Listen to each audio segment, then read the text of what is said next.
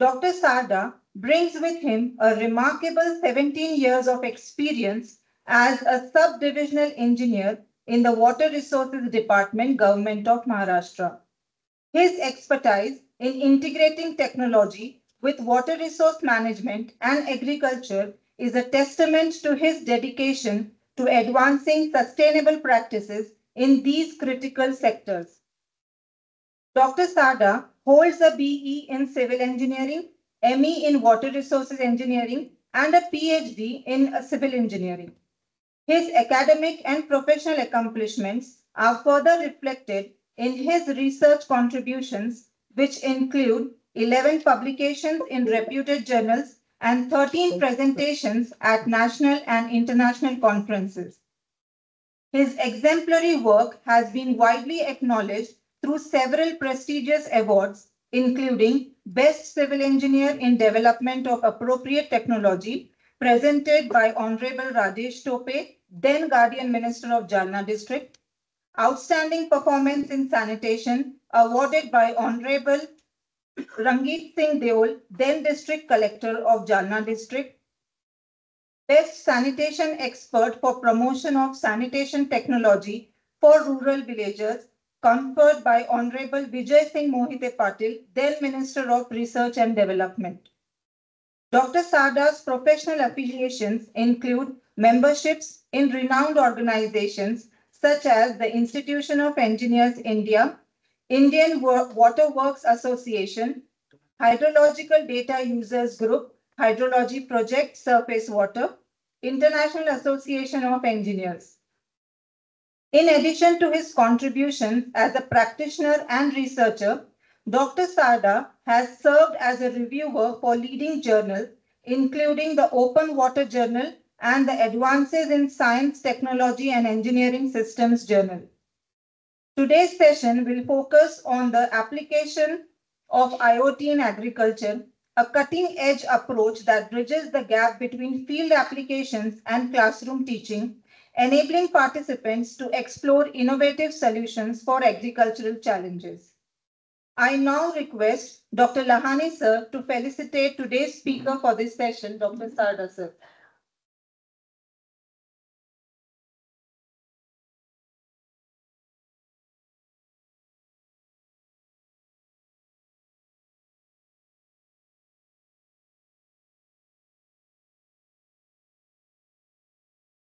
Now, I would like to acknowledge Dr. Aniket Rajesh Borgaonkar sir, Director of Flyview GIS Technology Private Limited.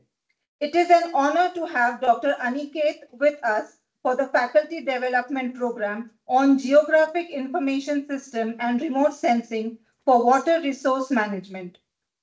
We are privileged to be associated with Flyview GIS Technology Private Limited under the guidance of Dr. Aniket Borgaonkar for providing hands-on training for this FDP.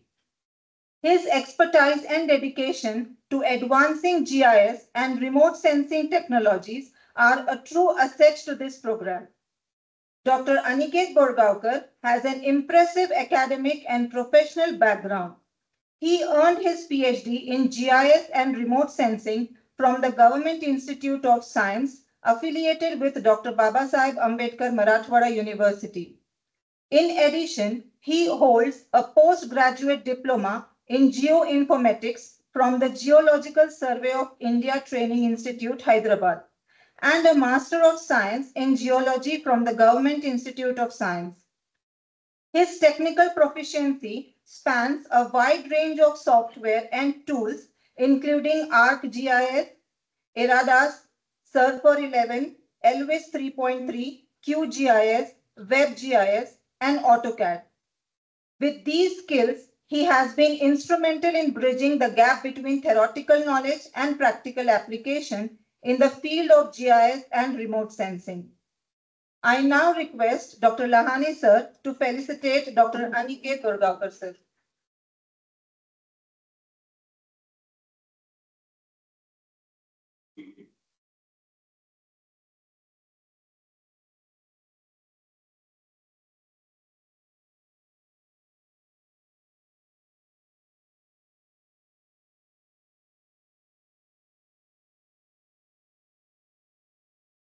We are confident that the hands-on training session headed by Mr. Vikas Ghadamure sir will provide participants with valuable insights and practical skills that will enhance their understanding and application of these critical technologies. I now request sir to felicitate Ghadamure sir.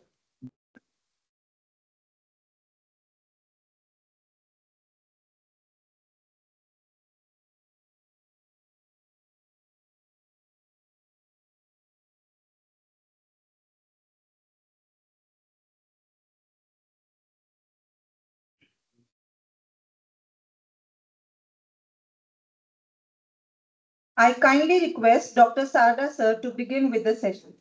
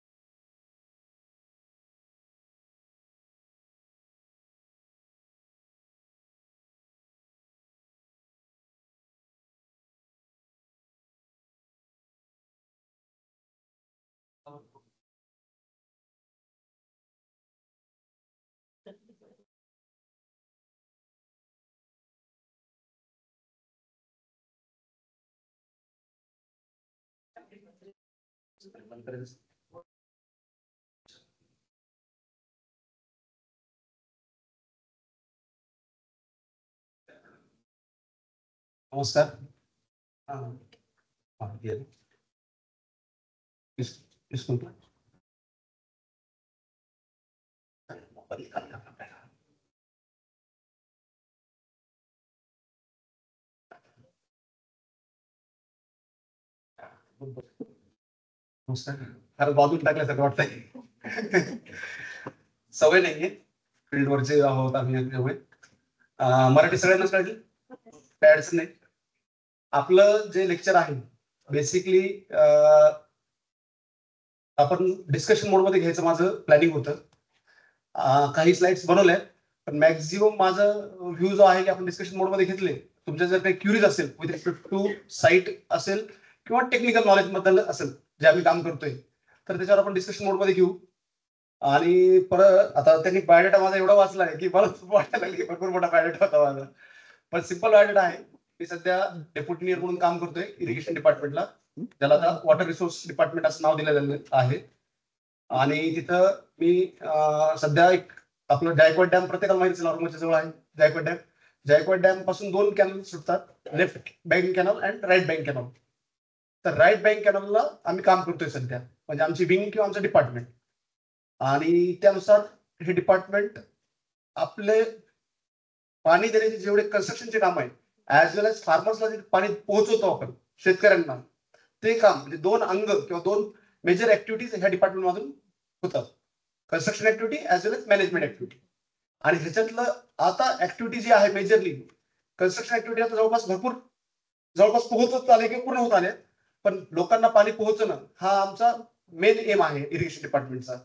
जर शेतकऱ्याला पाणी पोहोचलं तर आपण जे theoretical बघतो की duty एवढा होता, डेल्टा एवढा होता, शेतीला एवढं पाणी दिलं पाहिजे, ज्वारीला एवढं दिलं पाहिजे, बाजरीला दिलं पाहिजे, ह्या ज्या गोष्टी आपण थेरॉटिकल आपण वाचतो किंवा शिकवतो, त्या गोष्टीचं खरं आउटपुट किंवा आउटकम जे आहे ते फील्डवर आहे. म्हणजे शेतकऱ्याला पाणी किती पोहोचतंय ते चेक करण्यासाठी आपला अभ्यास आहे. पण ते पोहोचवण्याची जबाबदारी आपल्यावर किंवा आमच्या इरिगेशन डिपार्टमेंटवर आहे. तेवढंच पाणी जर त्याला पोहोचलं तर ते पीक त्याचं येऊ शकतं. तर irrigation department main construction activity as well as management activity करते.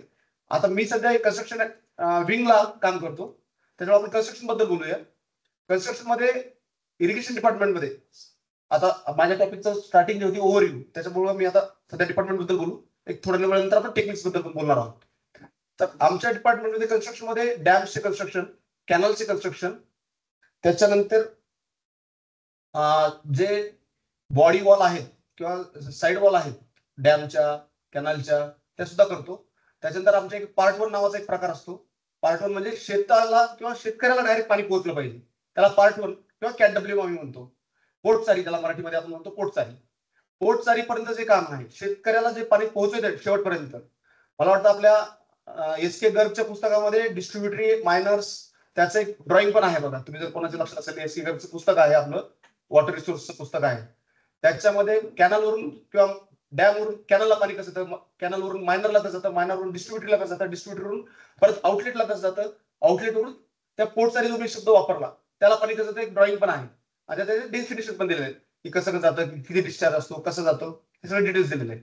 तर हे जे सगळं काम आहे, आपण एससीवरचं जर पुस्तक बघितलं ते सगळं रिलेटेड टू इरिगेशन आहे आणि त्याच्यातल्या ऍक्टिव्हिटी आम्ही पूर्ण कम्प्लीट करत असतो. तर सध्या ओव्हरव्ह्यू मध्ये आमचं डिपार्टमेंट आहे कसं किंवा त्याची हेरार्की कशी आहे किंवा कशा पोस्ट किंवा कसं काम चालतंय, कोणत्या पोस्ट आहेत, ह्याच्याबद्दल मी थोडा एक चार्ट बनवला होता. तर चार्ट आपण जे आहे गव्हर्नर कोणत्याही डिपार्टमेंटचा असो किंवा आपल्या म्हणजे मेन तो आहेच गव्हर्नर. नेक्स्ट सीएम आहे, नंतर एक कॅबिनेट मिनिस्टर आणि स्टेट मिनिस्टर एक असतो. स्टेट मिनिस्टर कडे काही ऍक्टिव्हिटी दिलेल्या असतात, पण कॅबिनेट मिनिस्टरकडे सर्व अधिकार दिलेले असतात. म्हणजे आम्ही ज्यांना रिपोर्टिंग करतो किंवा आमचा जो फॉलोअप जातो तो अप टू कॅबिनेट जातो. वरचे दोन जे डिग्निटरीज आहेत तिथपर्यंत आमचा विषय येत नाही. Then ACS additional chief secretary ही एक पोस्ट असते. देन सेक्रेटरी कॅट म्हणजे मी आता जे पाणी पोहोचायचं म्हटलं मॅनेजमेंट, ती कॅट नावाची पोस्ट असते. आणि सेक्रेटरी प्रोजेक्ट म्हणजे कन्स्ट्रक्शन ऍक्टिव्हिटी जे चालू त्याचा एक सेपरेट सेक्रेटरी असतो. तर याच्यामध्ये ह्या 3 पोस्ट पैकी पहिली जी पोस्ट आहे एसीएस लिहिलेलं आहे that is IS post. He IS post पूर्ण कंट्रोल करते डिपार्टमेंट. म्हणजे जो कॅबिनेट मिनिस्टरला जो रिपोर्टिंग जाणार आहे ते एसीएस मार्फत जाणार आहे आणि एसीएस काय करतो, सेक्रेटरीकडून रिव्ह्यू घेत असतो आणि सेक्रेटरीला पण काही पॉवर्स दिलेले आहेत, पण ते टेक्निकल पॉवर्स आहेत. पण जे एस्टॅब्लिशमेंट पॉवर्स आहेत किंवा जे काही निर्णय घ्यायचे पॉवर्स आहेत ते एसीएस थ्रू कॅबिनेटला जात असतात. त्याच्यामुळे आयएस दर्जाचा माणूस इथे दिलेला आहे. आता आमच्या डिपार्टमेंटला एसीएस जर म्हटलं तर सध्या आजच्या तारखेला दीपक कपूर म्हणून नावाचे आयएस आमच्या डिपार्टमेंटला सध्या वर्क करतायत. ऍज वेल एज 2 सेक्रेटरी आहेत. 2 सेक्रेटरी काम करतात. पाण्याचं रिलेटेड काही असेल, मॅनेजमेंट रिलेटेड तर कॅडवाले जो सेक्रेटरी आहे त्याच्याकडे ते काम जाईल. आणि बांधकामाशी रिलेटेड काही असेल, एखादा बॅरेज बांधणं आहे, एखादा डॅम बांधणं आहे, एखादा कॅनल बांधणं आहे, तर तसं सेक्रेटरी प्रोजेक्ट नावाची पोस्ट आहे ती पूर्ण हँडल करेल. ओके. नेक्स्ट ह्याच्या खाली एक्झिक्युटिव्ह डायरेक्टर. आता ह्याच्यातले आपल्या इथे जे बसले त्यापैकी ऑर्मोचे असतील भरपूर लोक आहेत ना, ऑर्मोचे संभाजीनगर ज्याला आपण म्हणतोय. तर संभाजीनगरमध्ये मोंढा नाक्याच्या जवळ एक एक्झिक्युटिव्ह डायरेक्टरचं ऑफिस आहे, जीएमआयडीसी म्हणतो आपण त्याला, गोदावरी पाटबंधारे विकास महामंडळ. तर that is the equivalent to secretary post. ज्या वरच्या जो 2 पोस्ट आहेत सेक्रेटरीच्या त्याच्या इक्वेलंटच ती पोस्ट असते. That is equivalent to secretary and executive director, त्याचं डेसिग्नेशन आहे, त्याला आपण महामंडळ म्हणतो. ह्या महामंडळामध्ये काय केलेलं आहे, आपली गोदावरी नदी येते, नाशिक पासून उगम पावते आपली, नाशिक पासून तिथं तर जेवढं काही नेटवर्क आहे, जेवढ्या डिस्ट्रीब्युटरी असतील, जेवढ्या छोट्या नद्या असतील, मोठ्या नद्या असतील, त्याचं कॅनलचे डिस्ट्रीब्युशन असेल, डॅम असेल, जे काय असेल रिलेटेड टू इरिगेशन, हा सगळा जो कार्यभार आहे तो इथाचा जो मोंढा नाक्याच्या जवळ जे आहे महामंडळ, गोदावरी पाटबंधारे विकास महामंडळ, ह्यांच्या अंडरमध्ये हे पूर्ण काम चालतं. असे पूर्ण महाराष्ट्रामध्ये 5 एक्झिक्युटिव्ह डायरेक्टर आहेत. पूर्ण महाराष्ट्रामध्ये 5 विभाग केलेले आहेत इरिगेशन डिपार्टमेंटनी आणि त्यांना काय केले, 5 महामंडळ स्थापन केले. ह्या 5 महामंडळामार्फत सगळं काम चालणार. म्हणजे डायरेक्ट आपण मंत्रालयाला अप्रोच व्हायची प्रत्येक वेळेस गरज नाही. आपलं काही काम असेल तर आधी आपण त्या महामंडळाला संबंधित जो महामंडळ राहील, जसं आपण आपल्या मराठवाडा रिजन किंवा गोदावरी पाटबंधारे म्हणतोय, तर गोदावरी रिव्हर रिलेटेड जेवढे काही काम असतील, कन्स्ट्रक्शन असो, मॅनेजमेंट असो, एनी अदर वर्क असो, ते सगळ्या गोष्टी ह्या महामंडळामार्फत हा सेक्रेटरी दर्जाचा माणूस इथे अपॉइंट केलेला आहे. देन त्याच्यासोबत एक डीजी नावाची एक पोस्ट असते डायरेक्टरच्या थ्रू. आमचे जे काही डिझाईन्स असतात किंवा आपण जे डिझाईन बनवतो किंवा डिझाईन करतो, स्पिलवेचं डिझाईन केलंय, कॅनलचं डिझाईन केलंय किंवा डॅमचं डिझाईन केलं, ह्याची एक अथॉरिटी असते. आपण काही एवढी सशक्त नसतो. आता कसं आहे, आपल्या विंग वेगवेगळ्या आहेत. आता आमच्याकडे कन्स्ट्रक्शन विंग आहे, as well as management wing आहे. पण कन्स्ट्रक्शन विंग मधले आम्ही जे लोक आहोत ह्यांना पूर्ण 100% डिझाईन येईल किंवा त्याचे बारकावे जे आहेत त्या गोष्टी कधी कधी राहून जाऊ शकतात. त्याच्यामुळे गव्हर्नमेंटने काय केलं, डीजी किंवा डायरेक्टर जनरल नावाचं एक ऑफिस बनवलं नाशिकला. हे महाराष्ट्रात एकच ऑफिस आहे. ऑफिस एक आहे, फार मोठा एरिया आहे, फार मोठ्या पोस्ट आहेत, भरपूर गोष्टी त्यांच्या अंडरमध्ये आहेत. तर हे इरिगेशनचे जेवढेही प्रोजेक्ट राहतील त्यांना जर का डिझाईन अप्रुव्हल करून घ्यायचंय आपल्याला किंवा एखादी गोष्ट त्यांच्याकडून क्लिअर करून घ्यायची, आता आम्ही तुमच्या प्रायव्हेट वाल्याकडून एखादा डिझाईन करून घेतला आम्ही, पण त्याची ऑथॉरिटी जी आहे अप्रुव्हल देण्याची, त्या ऑथॉरिटीसाठी शासनाने एक ऑफिस बनवलंय डीजी नाशिक. तर ते ऑफिस सुद्धा पूर्ण अप्रुव्हल देणार, पूर्ण महाराष्ट्रातील सगळ्या गोष्टीचा अप्रुव्हल त्यांच्या मार्फत होतं. त्यामुळे ती सुद्धा सेक्रेटरी लेवलची पोस्ट आहे, ते सुद्धा ते काम त्यांच्या मार्फत होईल. नेक्स्ट आहे आता एक्झिक्युटिव्ह डायरेक्टर जे आहेत महामंडळ जे आपण बोललोय, महामंडळाच्या खाली चीफ इंजिनियर असतात. आता ह्याच्यातही 2 प्रकार आहेत. चीफ इंजिनियर पाणी देणारा किंवा मॅनेजमेंट करणारा चीफ इंजिनियर वेगळा आणि कन्स्ट्रक्शनचे काम करणारा चीफ इंजिनियर वेगळा. चीफ इंजिनियर कॅड लिहिलंय म्हणजे तो मॅनेजमेंटचा चीफ इंजिनियर झाला. आणि WR लिहिलेला असेल, WR म्हणजे कन्स्ट्रक्शन ऍक्टिव्हिटी जेवढ्या चालतील त्या WRचा जो चीफ इंजिनियर आहे त्याच्या मार्फत होतील. ही प्रमोशन द्वारे क्रिएट झालेली पोस्ट आहे. ह्याच्यात म्हणजे एमपीएससी थ्रू आपण जसं जाऊ वरती तसं प्रमोशन म्हणून ते सी पर्यंत जाता येतं. नेक्स्ट खाली जर बघितलं आपण तर स्टार्टला आहे सुपरिटेंडिंग इंजिनियर. हा चीफ इंजिनियरचा खालची पोस्ट आहे सुपरिटेंडिंग इंजिनियर. तर हा त्यांच्या एका रिजन मध्ये समजा आपण आता मराठवाडा रिजनचा जर विचार केला तर एक 6 ते 7 सुपरिटेंडिंग इंजिनियर आपल्या मराठवाड्यामध्ये काम करतायत आणि 2 चीफ इंजिनियर काम करतायत. समजा दोन्हीचं आपण क्लब केलं तर मग एका एससीच्या अंडरमध्ये कमीत कमी 3 एक्झिक्युटिव्ह इंजिनियर असतात. त्याच्या खाली बाजूला दिसत असेल तुम्हाला एक्झिक्युटिव्ह इंजिनियर. एका सीच्या अंडरमध्ये कमीत कमी 6 ते 7 सुपरिटेंडिंग इंजिनियर. एका सुपरिटेंडिंग इंजिनियरच्या अंडरमध्ये कमीत कमी 3 मॅक्झिमम 4-5 जे काय असेल ते पण मिनिमम 3 एक्झिक्युटिव्ह इंजिनियर वर्क करतात. एका एक्झिक्युटिव्ह इंजिनियरच्या अंडरमध्ये आता सब डिव्हिजनल इंजिनियर म्हणजे ही माझी पोस्ट आहे. अशी आम्ही कमीत कमी 6-7-8 लोक वर्क करत असतो. आणि माझ्या अंडरमध्ये परत जेई म्हणता येईल त्याला असिस्टंट इंजिनियर ग्रेड 2 जे एमपीसी थ्रू भरल्या बेसिक पोस्ट आहे एमपीएससी मधली किंवा सेक्शनल इंजिनियर म्हणता येईल अशी पण माझ्या हाताखाली परत 3-4 लोक असतात. आणि त्यांच्या हाताखाली परत सीए नावाची पोस्ट ते मी लिहिलेलं आहे. फार छोटी पोस्ट असते. टेक्निकल असिस्टंट नावाची पोस्ट म्हणतो आम्ही त्याला किंवा सिव्हिल इंजिनिअरिंग असिस्टंट म्हणतो. ती त्याच्या हाताखाली परत ते असतात. हा एक आमची हिरार्की आहे विथ रिस्पेक्ट टू कन्स्ट्रक्शन किंवा इरिगेशन डिपार्टमेंटची हिरार्की आहे. यानुसार हे काम चालतंय. नेक्स्ट आता इथं जे आहे मराठवाडा जिथं मी काम करतोय सध्या तिथलची ही हिरार्की आहे. सेम आहे फक्त त्याच्यात अजून थोडं डिटेल दिलं की कोणत्या कुठे एससी कुठं बसलेले असतात, कोणते डिव्हिजन आहेत, आम्ही कोणत्या डिव्हिजनच्या अंडर काम करतोय. तर तुम्हाला त्याच्या लास्टला जे दिसतंय एकदम लास्टचा जो पीपीटी दिसेल त्या डिव्हिजनच्या अंडर मी काम करतोय. पण माझे बॉस मग आता एवढे सगळे बॉस माझे एससी माझा बॉस राहील, त्यांचा बॉस सी राहील, त्यांचा बॉस ईडी राहील. ह्या पद्धतीने पूर्ण आमचं काम चालतं इरिगेशन डिपार्टमेंटचं. हे लक्षात आलं. आता हा आपला एक ओव्हरव्ह्यू बद्दल मी बोलायचा प्रयत्न केला होता. ह्याच्यात काही क्वेश्चन असतील तर तुम्ही विचारू शकता. मग आपण नेक्स्ट टेक्निकल कडे जाऊ. आपण ह्यात काही विचारायचं कोणाला काही. यामध्ये AE2 ची जी पोस्ट आहे ही खालची पोस्ट असिस्टंट इंजिनियर ही एमपीएससी थ्रू होते. AE2 ग्रेड 2 आपण ज्याला म्हणतो तुम्ही ऐकलंही असेल एमपीएससी मध्ये एक पोस्ट असते AE2 नावाची. ही बेसिक पोस्ट आहे एमपीएससी मध्ये. त्याच्याच इक्विव्हलंट सरळ सेवा भरती जी असते त्याच्यामध्ये जेई ची पोस्ट क्रिएट होते किंवा भरल्या जाते आणि त्याचं प्रमोशन होतं त्याला सेक्शनल इंजिनियर म्हणतात. इथून स्टार्ट होते. त्याच्यानंतर सब डिव्हिजनल इंजिनियर मध्ये पण 2-3 प्रकार आहेत. त्याच्यात जर आपण थोडं खोला गेलो तर AE1 नावाचे तुम्ही कधी ऐकलं असेल. एमपीएससी पण आपण सगळ्यांनी दिलेलीच असेल, ट्राय पण केलेलं असेल, काही झालेलं असेल, काही असं चालू असते. तर AE1 नावाची एक पोस्ट असते आणि एक AW नावाची पोस्ट असते. तर ह्या तिन्ही पोस्ट इक्वल आहेत. सब divisional engineer AE1 and AW ह्या तिन्ही पोस्ट इक्वल आहेत. ह्यांचं प्रमोशन होऊन मग एक्झिक्युटिव्ह इंजिनियर होता येतं आपल्याला. एक्झिक्युटिव्ह इंजिनियर ही पोस्ट डायरेक्ट भरल्या जात नाही एमपीएससी थ्रू. एमपीएससी थ्रू फक्त मॅक्झिमम तुम्ही AE1 किंवा AW पर्यंत जाऊ शकता. ह्याच्यात कोणाला विचारायचं पुढे चालायचं.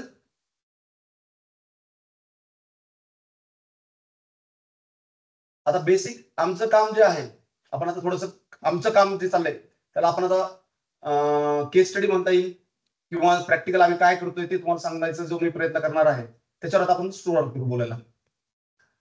जायकवाडी डॅम हे आपलं फोकस आहे. मराठवाड्याचं मेन जे पाणीचा सोर्स आहे तो जायकवाडी डॅम आहे. पूर्ण मराठवाड्यात जो पाणी पोहोचतं नांदेड पर्यंत जे पाणी पोहोचतं ते जायकवाडी डॅम पर्यंत पासून पोहोचते. आता ह्याचा जर इंडेक्स मॅप जर तुम्ही चेक केला आणि जर थोडंसं व्यवस्थित बघितलं तर स्टार्टिंगला इथे जायकवाडी धरण आहे बघा इथं आपल्या पैठणच्या आसपास जिथं म्हणतो तिथं. आणि ही ब्ल्यू कलरची जी लाईन दिसते ही this is river Godavari river. Okay this is Godavari river. हा जी रेड लाईन दिसते हा लेफ्ट बँक कॅनल आहे. हा जवळपास 228 किलोमीटर लांबीचा आहे. ही जी रेड लाईन दिसते इथून हा लेफ्ट बँक कॅनल आहे. हा 228 किलोमीटर लांबीचा आहे. हा जवळपास 4 ते 5 जिल्ह्यामधून कव्हर करतोय. Chhatrapati Sambhajinagar, Jalna, Parbhani up to Nanded. हा लेफ्ट बँक कॅनल मोठा आहे. त्याचा डिस्चार्जही भरपूर मोठा आहे. आणि ही जी रेड लाईन दिसते खाली ही जी दिसते this is right bank canal ज्याला आम्ही शॉर्ट मध्ये PRBC Paithan right bank canal असं त्याला आम्ही नॉमिनकल्चर केलेलं आहे किंवा त्या पद्धतीने आपण ओळखला जातो. हा 132 किलोमीटर आहे. हा 3 जिल्ह्यामधून जातो. छत्रपती संभाजीनगर, अहमदनगर आणि त्याच्यानंतर बीड जिल्हा. ह्या 3 जिल्ह्यामधून हा राईट बँक कॅनल चालला जातो. आता आम्ही जे काम करतोय सध्या आमचं विंग किंवा आमचं डिपार्टमेंट सध्या आम्ही राईट बँक कॅनलवर काम करतोय. ओके आता काम करते वेळेस ह्या विषयावर सुरुवात करण्याची आम्ही PRBC आता मी शॉर्ट वापरतोय. PRBC म्हणजे Paithan right bank canal PRBC. ह्याच्यावर आम्हाला काम करायचं स्टार्ट झालं होतं. हा आहे जवळपास 132-133 किलोमीटर लांबीचा आहे. पूर्ण कॅनलचे जर मी तुम्हाला फोटोग्राफ दाखवणारच आहे आता, पण हा पूर्ण जीर्ण झालेला आहे. समथिंग 1970च्या आसपास त्याचं कन्स्ट्रक्शन स्टार्ट झालं होतं. 1986 ला कम्प्लीट झालं होतं 132 किलोमीटरचा कॅनल. आणि 86 पासून आज 2024-25 चालू झालं आहे आपलं. तर ह्याच्यावर फक्त एक नॉमिनल मायनर M&R किंवा मेंटेनन्स अँड रिपेअर्सचे कामं फक्त झालेले होते. पण मेजर रिपेअर किंवा मेजर त्याचं रिस्टोरेशन झालेलं नव्हतं. आणि जर का म्हणजे ह्याची परिस्थिती जर कोणी बघितली असेल, कॅनलला जर कोणी व्हिजिट केली असेल तर फार वाईट परिस्थिती आहे. आणि त्याचं रिस्टोरेशन किंवा पुनर्स्थापना आपण ज्याला मराठीत म्हणतो ते करणं फार अत्यंत गरजेचं होतं. त्याच्यामुळे शासन लेवलवर पण ह्याचा भरपूर चर्चा झाली, ओहापोह झाला, कसं करता येईल, काय करता येईल, काय टेक्निक्स वापरता येईल. मग आम्ही हा पूर्ण कॅनल 132 किलोमीटर लांबीचा ह्याचं कोणकोणत्या टेक्निक्स आपण जे आता इनोव्हेटिव्ह टेक्निक्स म्हणतो किंवा GIS GPS हे जे काय सगळं चाललंय ह्याचं पुढे काही वापर करता येईल का, तर आम्ही वेगळं मटेरियल पण वापरलंय. तुम्ही पुढच्या स्लाइड मध्ये कमिंग स्लाइड मध्ये दाखवणार की आम्ही ते कसं केलंय. विषय असा होता की 132 किलोमीटर आपल्याला पूर्ण स्थापना केल्याशिवाय ह्याचा डिस्चार्ज आहे स्टार्टिंगला 2250 क्युसेक्स हेडला आणि टेलला आहे 1150 क्युसेक्स. तर हा जो डिस्चार्ज आहे डिझाईन डिस्चार्ज जो आपण कॅल्क्युलेट करतो नेहमी आपल्या ह्याच्यामध्ये हायड्रोलिक्सच्या पुस्तकात पण सुद्धा आपले डिझाईन ऑफ चॅनल एनालिसिसचे थेरी केअरलेस थेरी आपण केलेले आहेत. त्या सुद्धा आपण ते मॅनिंग्स कॉन्स्टंट ते सगळं वापरतो आपण या कोएफिशियंट ऑफ रोबोसिटीचे ते कॉन्स्टंट वापरून ते डिझाईन करतो. सेम तीच पद्धत आहे. तर ह्याचं डिझाईन करून ह्याचे कारण काय होते हे आम्ही शोधले. कारण की पाणी जे आहे 2250 तुम्हाला 60ला देणं आहे, एडला तुम्हाला 1150 देणं आहे, पण पाणी तर जातच नाही होतं. आता हे जे आम्ही 15-20 वर्षाचा अभ्यास घेतला त्याच्यामध्ये आमच्या लक्षात आलं की मॅक्झिमम जो डिस्चार्ज दिलेला आहे डॅमवरून कॅनल थ्रू जे आपण पाणी पुरवतोय तो मॅक्झिमम टू मॅक्झिमम 900 क्युसेक्स पर्यंत चाललाय. आता जर तुम्ही डिझाईन केलाय, काम केलंय, 1970ला केलं असेल, 1986 केलं असेल, पण तो चाललाय 900 मॅक्झिमम आणि त्याचं डिझाईन डिस्चार्ज आहे 2250. तर ह्याचे कारण काय, तर ते पूर्ण कारण आम्ही त्याचे आयडेंटिफाय केले. हे ते कारण मी लिहिण्याचा प्रयत्न केला होता की हे कारण आम्ही त्याचे आयडेंटिफाय केले की हे कारणामुळे जो 2250 जायला पाहिजे होता, ठीक आहे 2250 नाही तर आपण ठीक आहे थोडंफार काहीतरी प्रॉब्लेम असेल, 2000 जायला पाहिजे, 1800 जायला पाहिजे, 1700 जायला पाहिजे, तोही जात नव्हता. तर ह्याच्यावर फार मोठा उहापोह झाला. मागच्या गव्हर्नमेंटमध्ये तो विषय झाला होता आणि त्यात मग आता चर्चा होऊन मग त्याचे तज्ञ समिती हे सगळं क्लिअर केलं आणि मग त्याचे कारण शोधण्यात आले किंवा एवढा डिस्चार्ज आहे तर मग जात का नाही. ह्याला 80 मायनस जर तुम्ही वाचलं असेल मराठीमध्येच लिहिलं त्याच्यामुळे सोप्यामध्ये 80 मायनस आहेत. 80 मायनस मधून 3 जिल्ह्यामधले तालुके जे आहेत वेगवेगळे त्या तालुक्याला हे पाणी पोहोचायचंय पण पाणी जात नव्हतं. आणि टेलपर्यंत जे पाणी चाललंय आपण समजा इथून 900 सोडलं तर खाली 300, 400, 450, 500 मग ते सगळं कुठेतरी अटकत होतं पाणी. मग त्याचे कारण काय, हे कारण त्याचे आम्हाला आयडेंटिफाय झाले आणि ह्याचे मी पुढचे तुम्हाला त्याचे फोटो दाखवतो. परिस्थिती तुमच्या लक्षात येईल ही त्यावेळेसची परिस्थिती ज्यावेळी आम्ही काम हातात घ्यायची परिस्थिती. हा कॅनल आहे असं कोणी म्हणणार नाही, ह्याला कोणी कॅनल म्हणत असं परिस्थिती नाहीये माझ्याकडे. तुम्ही जर बघितलं प्रत्येक फोटो जरी लक्ष देऊन बघितलं पूर्ण असं ते एखादा खड्डा कसा केला असतो एखाद्या पाण्याचा मोठा खड्डा असे काही काही ठिकाणी झाले होते. परिस्थिती बघा, ही परिस्थिती होती सध्याची आम्ही बिफोर त्याचा एक्झिक्युशन करण्याच्या पूर्वीची परिस्थिती अशी होती. झाडांची परिस्थिती अशी तिथं जाणं सुद्धा शक्य नाही. ह्या परिस्थितीमुळे आमच्या लक्षात आलं की ह्या गोष्टीमुळे तिथं पाणी जाऊ शकत नाही. जर डिझाईन डिस्चार्ज आपण थेरॉटिकल बोलतोय, आपण डिझाईन करतोय, मग 2250 2000 कसं आलं, 2021 कसं आलं, ह्याच्यावर जेव्हा आपण चर्चा करतो कॉलेजमध्ये किंवा मग लेक्चरमध्ये आणि ते तुझं डिझाईन चुकलं हे म्हणतो, पण परिस्थिती अशी होती की पाणीच जात नाहीये तर ते खाली पोहोचणार कसं शेतकऱ्याला, हे आमच्यासाठी फार मोठं चॅलेंजिंग वर्क होतं.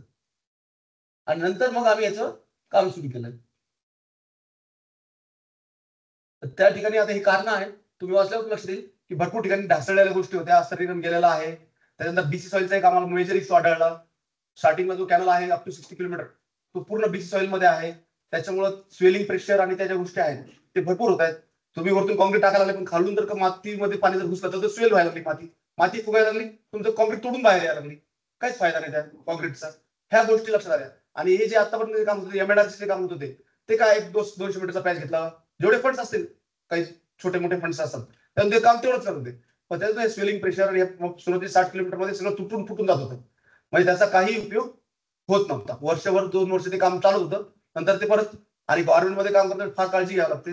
फार काही इश्यू असतात, फार ॲलिगेशन, फार काही अनवॉन्टेड इश्यूज क्रिएट होतात.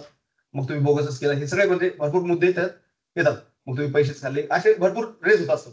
पण ह्याच्या मागे काय टेक्निकल रिझन आहे हे कोणी शोधायला तयार नसतं. त्याला फक्त सारे यार तुम्ही इतका पैसा खर्च करते काम तुम्ही बरोबर नाही केलं इतकं फक्त बोलतात. पण त्याच्यामुळे खरं कारण काय होतं हे कोणी शोधायला तयार नसतं किंवा तुम्ही त्याला फंड्सच कमी दिलेले आहे. तुम्ही फक्त त्याला वरती कॉन्क्रीट टाकायला सांगितलं, खालचा जो सबग्रेड आहे त्याचा जो मुरुम लेअर आहे त्याची टेस्टच कोणी केलेलं नाही, त्याचा सबग्रेडच कोणी चेक केलेलं नाही, तर कसं ते टिकेल काम तुमचं. और तुम्ही 4 इंच 5 इंच थिकनेसचं कॉन्क्रीट टाका, काय फायदा होणार तुमचा? तर ह्याचा स्टडी सुद्धा झालेला नव्हता. फक्त थोडेफार फंड झाले, त्याच्यात काम करा, कॉन्क्रीट टाका, चला, तेवढ्या पुढे झालं.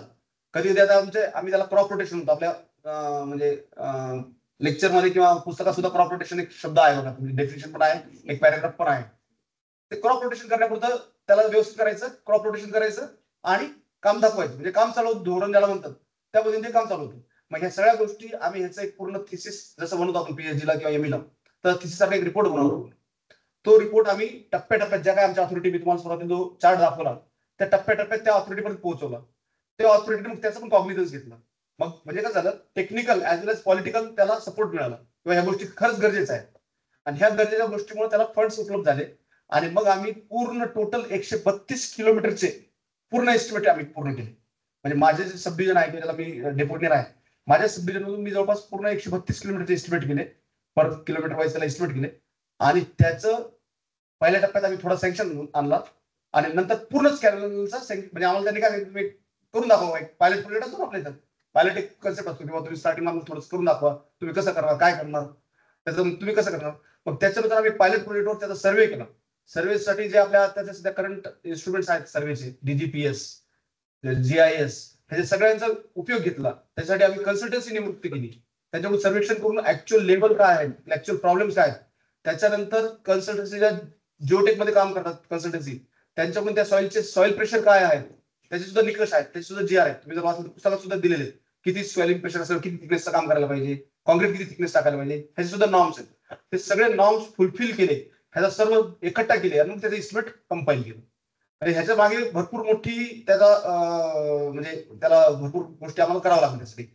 ते करून आम्ही 132 किलोमीटरचे इस्टिमेट केले. आणि त्याला प्रॉपर जे सँक्शनची प्रोसिजर असते, त्याला आपल्या इस्टिमेटिंग कॉस्टिंगच्या पुस्तकामध्ये पण आहे बघा, टेक्निकल सँक्शन म्हणतो आपण, ऍडमिनिस्ट्रेटिव्ह अप्रुव्हल म्हणतो किंवा टेंडर प्रोसेस म्हणतो, ह्या सगळ्या गोष्टी करून त्याचं काम आम्ही सुरू केलं. तर ते काम करताना आम्हाला पूर्ण कॅनलवर हा त्याचा स्टॅटिस्टिकल डेटा आहे की हा जो कॅनल आहे 132 किलोमीटरचा, हा कोणकोणत्या तालुक्यातून जातो आपल्या मराठवाड्यातून किंवा आणि तो किती किलोमीटर लांबीचा कोणत्या तालुक्यातून जातो, ऍज वेल एज त्याच्यावर ज्या मायनस मी आता 80 मायनस बोललो किंवा 600 किलोमीटर लांबीचं पूर्ण डिस्नेट किंवा नेटवर्क आहे पूर्ण या कॅनलवर. 600 किलोमीटर लांबीचं जर आपण असं एक एक चारी किंवा त्याला डिस्ट्रीब्युटर ज्याला म्हणतो आपण, त्याची जर लेंथ मोजली तर 600 किलोमीटर लांबीचं काम नेटवर्क आहे. ते नेटवर्क कसं कसं पसरलेलं आहे त्याचं चार्ट आहे. आणि त्या तालुक्यात त्या मायनर वाईज किती इरिगेशन होतं, ज्याला आपण ICCC आपण पुस्तकात वाचत असतो, IC किती, CC किती आहे, मग त्याच्यावर आपण त्या कॅल्क्युलेशन करत असतो बाकीच्या गोष्टीचे. तर ते सुद्धा करून आम्ही 41,682 हेक्टर आपल्याला क्षेत्र भिजवायचं, एवढं आमचं टार्गेट होतं. आम्हाला टार्गेटच असं दिलं होतं की हे काम जर तुम्ही केलं आणि हे काम करून तुम्ही अचिव्हमेंट काय करता, आमच्या डिपार्टमेंटमध्ये काम केलं ह्याला महत्व नाहीये. हे जे CCA आहे 41,682, हे तुमचं क्षेत्र भिजल्या गेलं पाहिजे, म्हणजे शेती भिजल्या गेली पाहिजे फार्मर्स लोकांची. जर ही भिजली गेली तर तुम्ही अचीव्ह केलं, अदरवाईज तुम्ही नुसतं काय खर्च केला, लाईनिंग केली, कॉन्क्रीट टाकलं, हे सगळं केलं, हे सगळं मान्य. पण डिपार्टमेंट फक्त विचारतं की तुम्ही किती त्याच्यातून सिंचन केलं किंवा इरिगेशन केलं किंवा किती क्षेत्र भिजवलं. तर आम्हाला 41,682 पूर्ण क्षेत्राचं आम्हाला इरिगेशन करायचंय, त्याचं आता सध्या काम पण चालू आहे, पण हे आम्ही करणार आहोत. त्यानंतर आता जसं मी बोललो 133 किलोमीटरचं आम्हाला पूर्ण सर्वेक्षण केले, टेस्टिंग झाल्या, इस्टिमेट झाले, टेंडर प्रोसेस सुरू झाली. मग टेंडर प्रोसेस करता वेळेस आम्हाला इनोव्हेटिव्ह काहीतरी करायचं होतं. त्याच्यामुळे आम्ही लाईनिंगचा एक वेगळा प्रकार आहे BGM नावाचा, तो सेकंड पॉइंट्स मध्ये लिहिलेला आहे बघा इथं, बिट्युमिनस जिओ मेम्ब्रेन, BGM हा एक प्रकार. ऍज वेल वरती एक पेवर शब्द दिसतोय बघा, पेवर. आधीच्या काळात मॅन्युअल लाईनिंग होती. मॅन्युअल लाईनिंग म्हणजे काय की जस्ट कॉन्क्रीट घ्यायचं, एक चॅनल लावलेलं असतं, चॅनल लावून त्याच्यात कॉन्क्रीट टाकायचं आणि त्याला आपण जसं मिस्त्रीने त्याला रंधा मारायचा. जर म्हणजे लक्षात येत असेल, मी रंधा शब्द वापरला असेल तर तुम्ही लक्षात येईल की रंधा मारायचा, दॅट इज मॅन्युअल लाईनिंग. आणि पेवर लाईनिंग म्हणजे आता पेवर आलेत, मशिनरी आलेत पुढे भरपूर नवीन, आता मशिनरी भरपूर डेव्हलपमेंट भरपूर झालेली. तर हे पेवर लाईनिंग ऍज वेल एज हा BGM नावाचा एक कन्सेप्ट आहे, तो पण पुढे मी डिस्क्राईब करणार आहे तुम्हाला. तर हे दोन कन्सेप्ट वापरून आम्ही पूर्ण 132 किलोमीटरचं पूर्ण लाईनचे इस्टिमेट कंप्लीट केले, टेंडर प्रोसेस कंप्लीट केली आणि ह्यांचे कामं पूर्ण केले. आता ह्याच्यातला BGM नावाचा जो प्रकार आहे तो मी पुढे डिस्क्राईब करतो तुम्हाला डिटेलमध्ये. तो काम आता आमचं पूर्ण झाले. आता हे जे तुम्हाला आकडे दिसतात 15.67 टू 16.82 दिसतंय, 24.40 टू 25.14, तर हे आम्ही पॅचेस निवडले. हे पॅचेस निवडायचं कारण सुद्धा असं आहे की BGM नावाचा जो प्रकार आहे त्याला पॅचेस मध्ये काम करावं लागते. ते अखंड तुम्ही करू शकत नाही. त्याचे रिझन मी तुम्हाला तो जेव्हा टॉपिक येईल तेव्हा तुम्हाला सांगेन तो कसं करायचं. ह्या पद्धतीने आम्ही 2 प्रकारच्या इनोव्हेटिव्ह टेक्निक्स तिथे वापरलेल्या आहेत. 132 किलोमीटर पेवर lining as well age BGM तुम्हाला पॅचेस तिथे मिळतील. ही परिस्थिती होती ज्यावेळेस आम्ही काम हातात घेतलं त्यावेळेसची. आणि ते म्हणजे आम्ही काम सुरू घ्यायचे तर आता ही जी परिस्थिती आहे हे वर्क चालू होतं आमचं इन प्रोग्रेस ज्याला म्हणता येईल. तर लेफ्ट साइड तुम्हाला दिसेल हा कॅनलचा भराव काम ज्याला केसिंग किंवा सबग्रेड म्हणतो आपण. हा सबग्रेड इथं लेही केलेला आहे ऍज वेल एज इकडे जे आहे हा पूर्ण लाईन आहे. आणि तुम्ही बघत असाल जर तुमच्या लक्षात की हे एका रेषेत किंवा ज्याला विदाउट अंडुलेशन किंवा एका रेषेत ज्याला करता येईल काम मॅन्युअली असं शक्य नाही. ह्याला पेवर नावाचे आपण इन्स्ट्रुमेंट वापरत असतो. त्या पद्धतीने ह्याला पूर्ण आम्ही लाईनिंग करून चालू आहे. सध्या सुद्धा अजून पण काम चालू आहे म्हणजे 100% झालेलं नाही पण अशा पद्धतीने आम्ही काम केलेलं आहे. त्याच्यानंतर हे काम करण्याचे काही फोटोज आहेत की अशा आम्ही म्हणजे परिस्थिती तुमच्या लक्षात की कशी परिस्थिती होती त्यावेळेस. त्यानंतर हे रोलर्स जे आहेत व्हायब्रो रोलर्स म्हणतात त्याला. हे व्हायब्रो रोलर थ्रू आपण सबग्रेड जे त्याला कॉम्पॅक्ट करायचं आहे तर त्याला व्हायब्रो रोलर वापरावं लागतं. आपण साधे रिलर जर वापरले किंवा मॅन्युअल जर करायचा प्रयत्न केला तर हे कॉम्पॅक्शन होऊ शकत नाही. आणि ह्याच्यातून आपण ओडीडी नावाची टेस्ट आहे ऑप्टिमम ड्राय डेन्सिटी जे घेतो आपण. ड्राय डेन्सिटी आपण चेक करत असतो मुरमामध्ये. त्या डेन्सिटीची जी आपल्याला 95% लागत असते ती 95% अचीव्ह करण्यासाठी आपल्याला व्हायब्रो रोलर्स वापरावं लागतं. तर व्हायब्रो रोलर वापरलं नाही तर ती डेन्सिटी अचीव्ह होऊ शकत नाही. त्यामुळे असे व्हायब्रो रोलर वापरले. त्यानंतर आमचे इन्स्पेक्शन होत असतात. आमच्याकडे अजून एक टीम असते construction wing, management wing as well as quality control wing. आम्ही जे काम करतोय ते क्वालिटीचं होतंय का नाही आमच्यावर सुद्धा सुपरविजन असतं. पोस्ट सारखेच असतात. डेप्युटीने राहील तिकडे, एक्झिक्युटिव्ह राहील, एसी राहील, ते जे काय राहतील ते राहतील. पण त्यांचं काम काय आम्ही जे करतोय ते चेक करणार. आम्ही ते कॉन्क्रीट बरोबर क्वालिटी वापरतोय नाही, तो ग्रेड वापरतोय का नाही, त्या साईजचं सगळं मेटल येतंय का नाही, ऍग्री सगळ्या टेस्टिंग तिथं होणार. आमची स्वतःची तिथं प्रत्येक कॅम्पला एक लॅब डेव्हलप केलेली. सगळीकडे सीटीएम आहे. सीटीएम आहेत सगळे आपले जे लॅबमध्ये इन्स्ट्रुमेंट असतात आपल्या स्ट्रक्चरच्या लॅबमध्ये तुम्ही जर बघितलं असेल किंवा जिओटेकच्या सर्व्हिसच्या लॅबमध्ये सगळे इन्स्ट्रुमेंट आमच्या लॅबमध्ये असतात.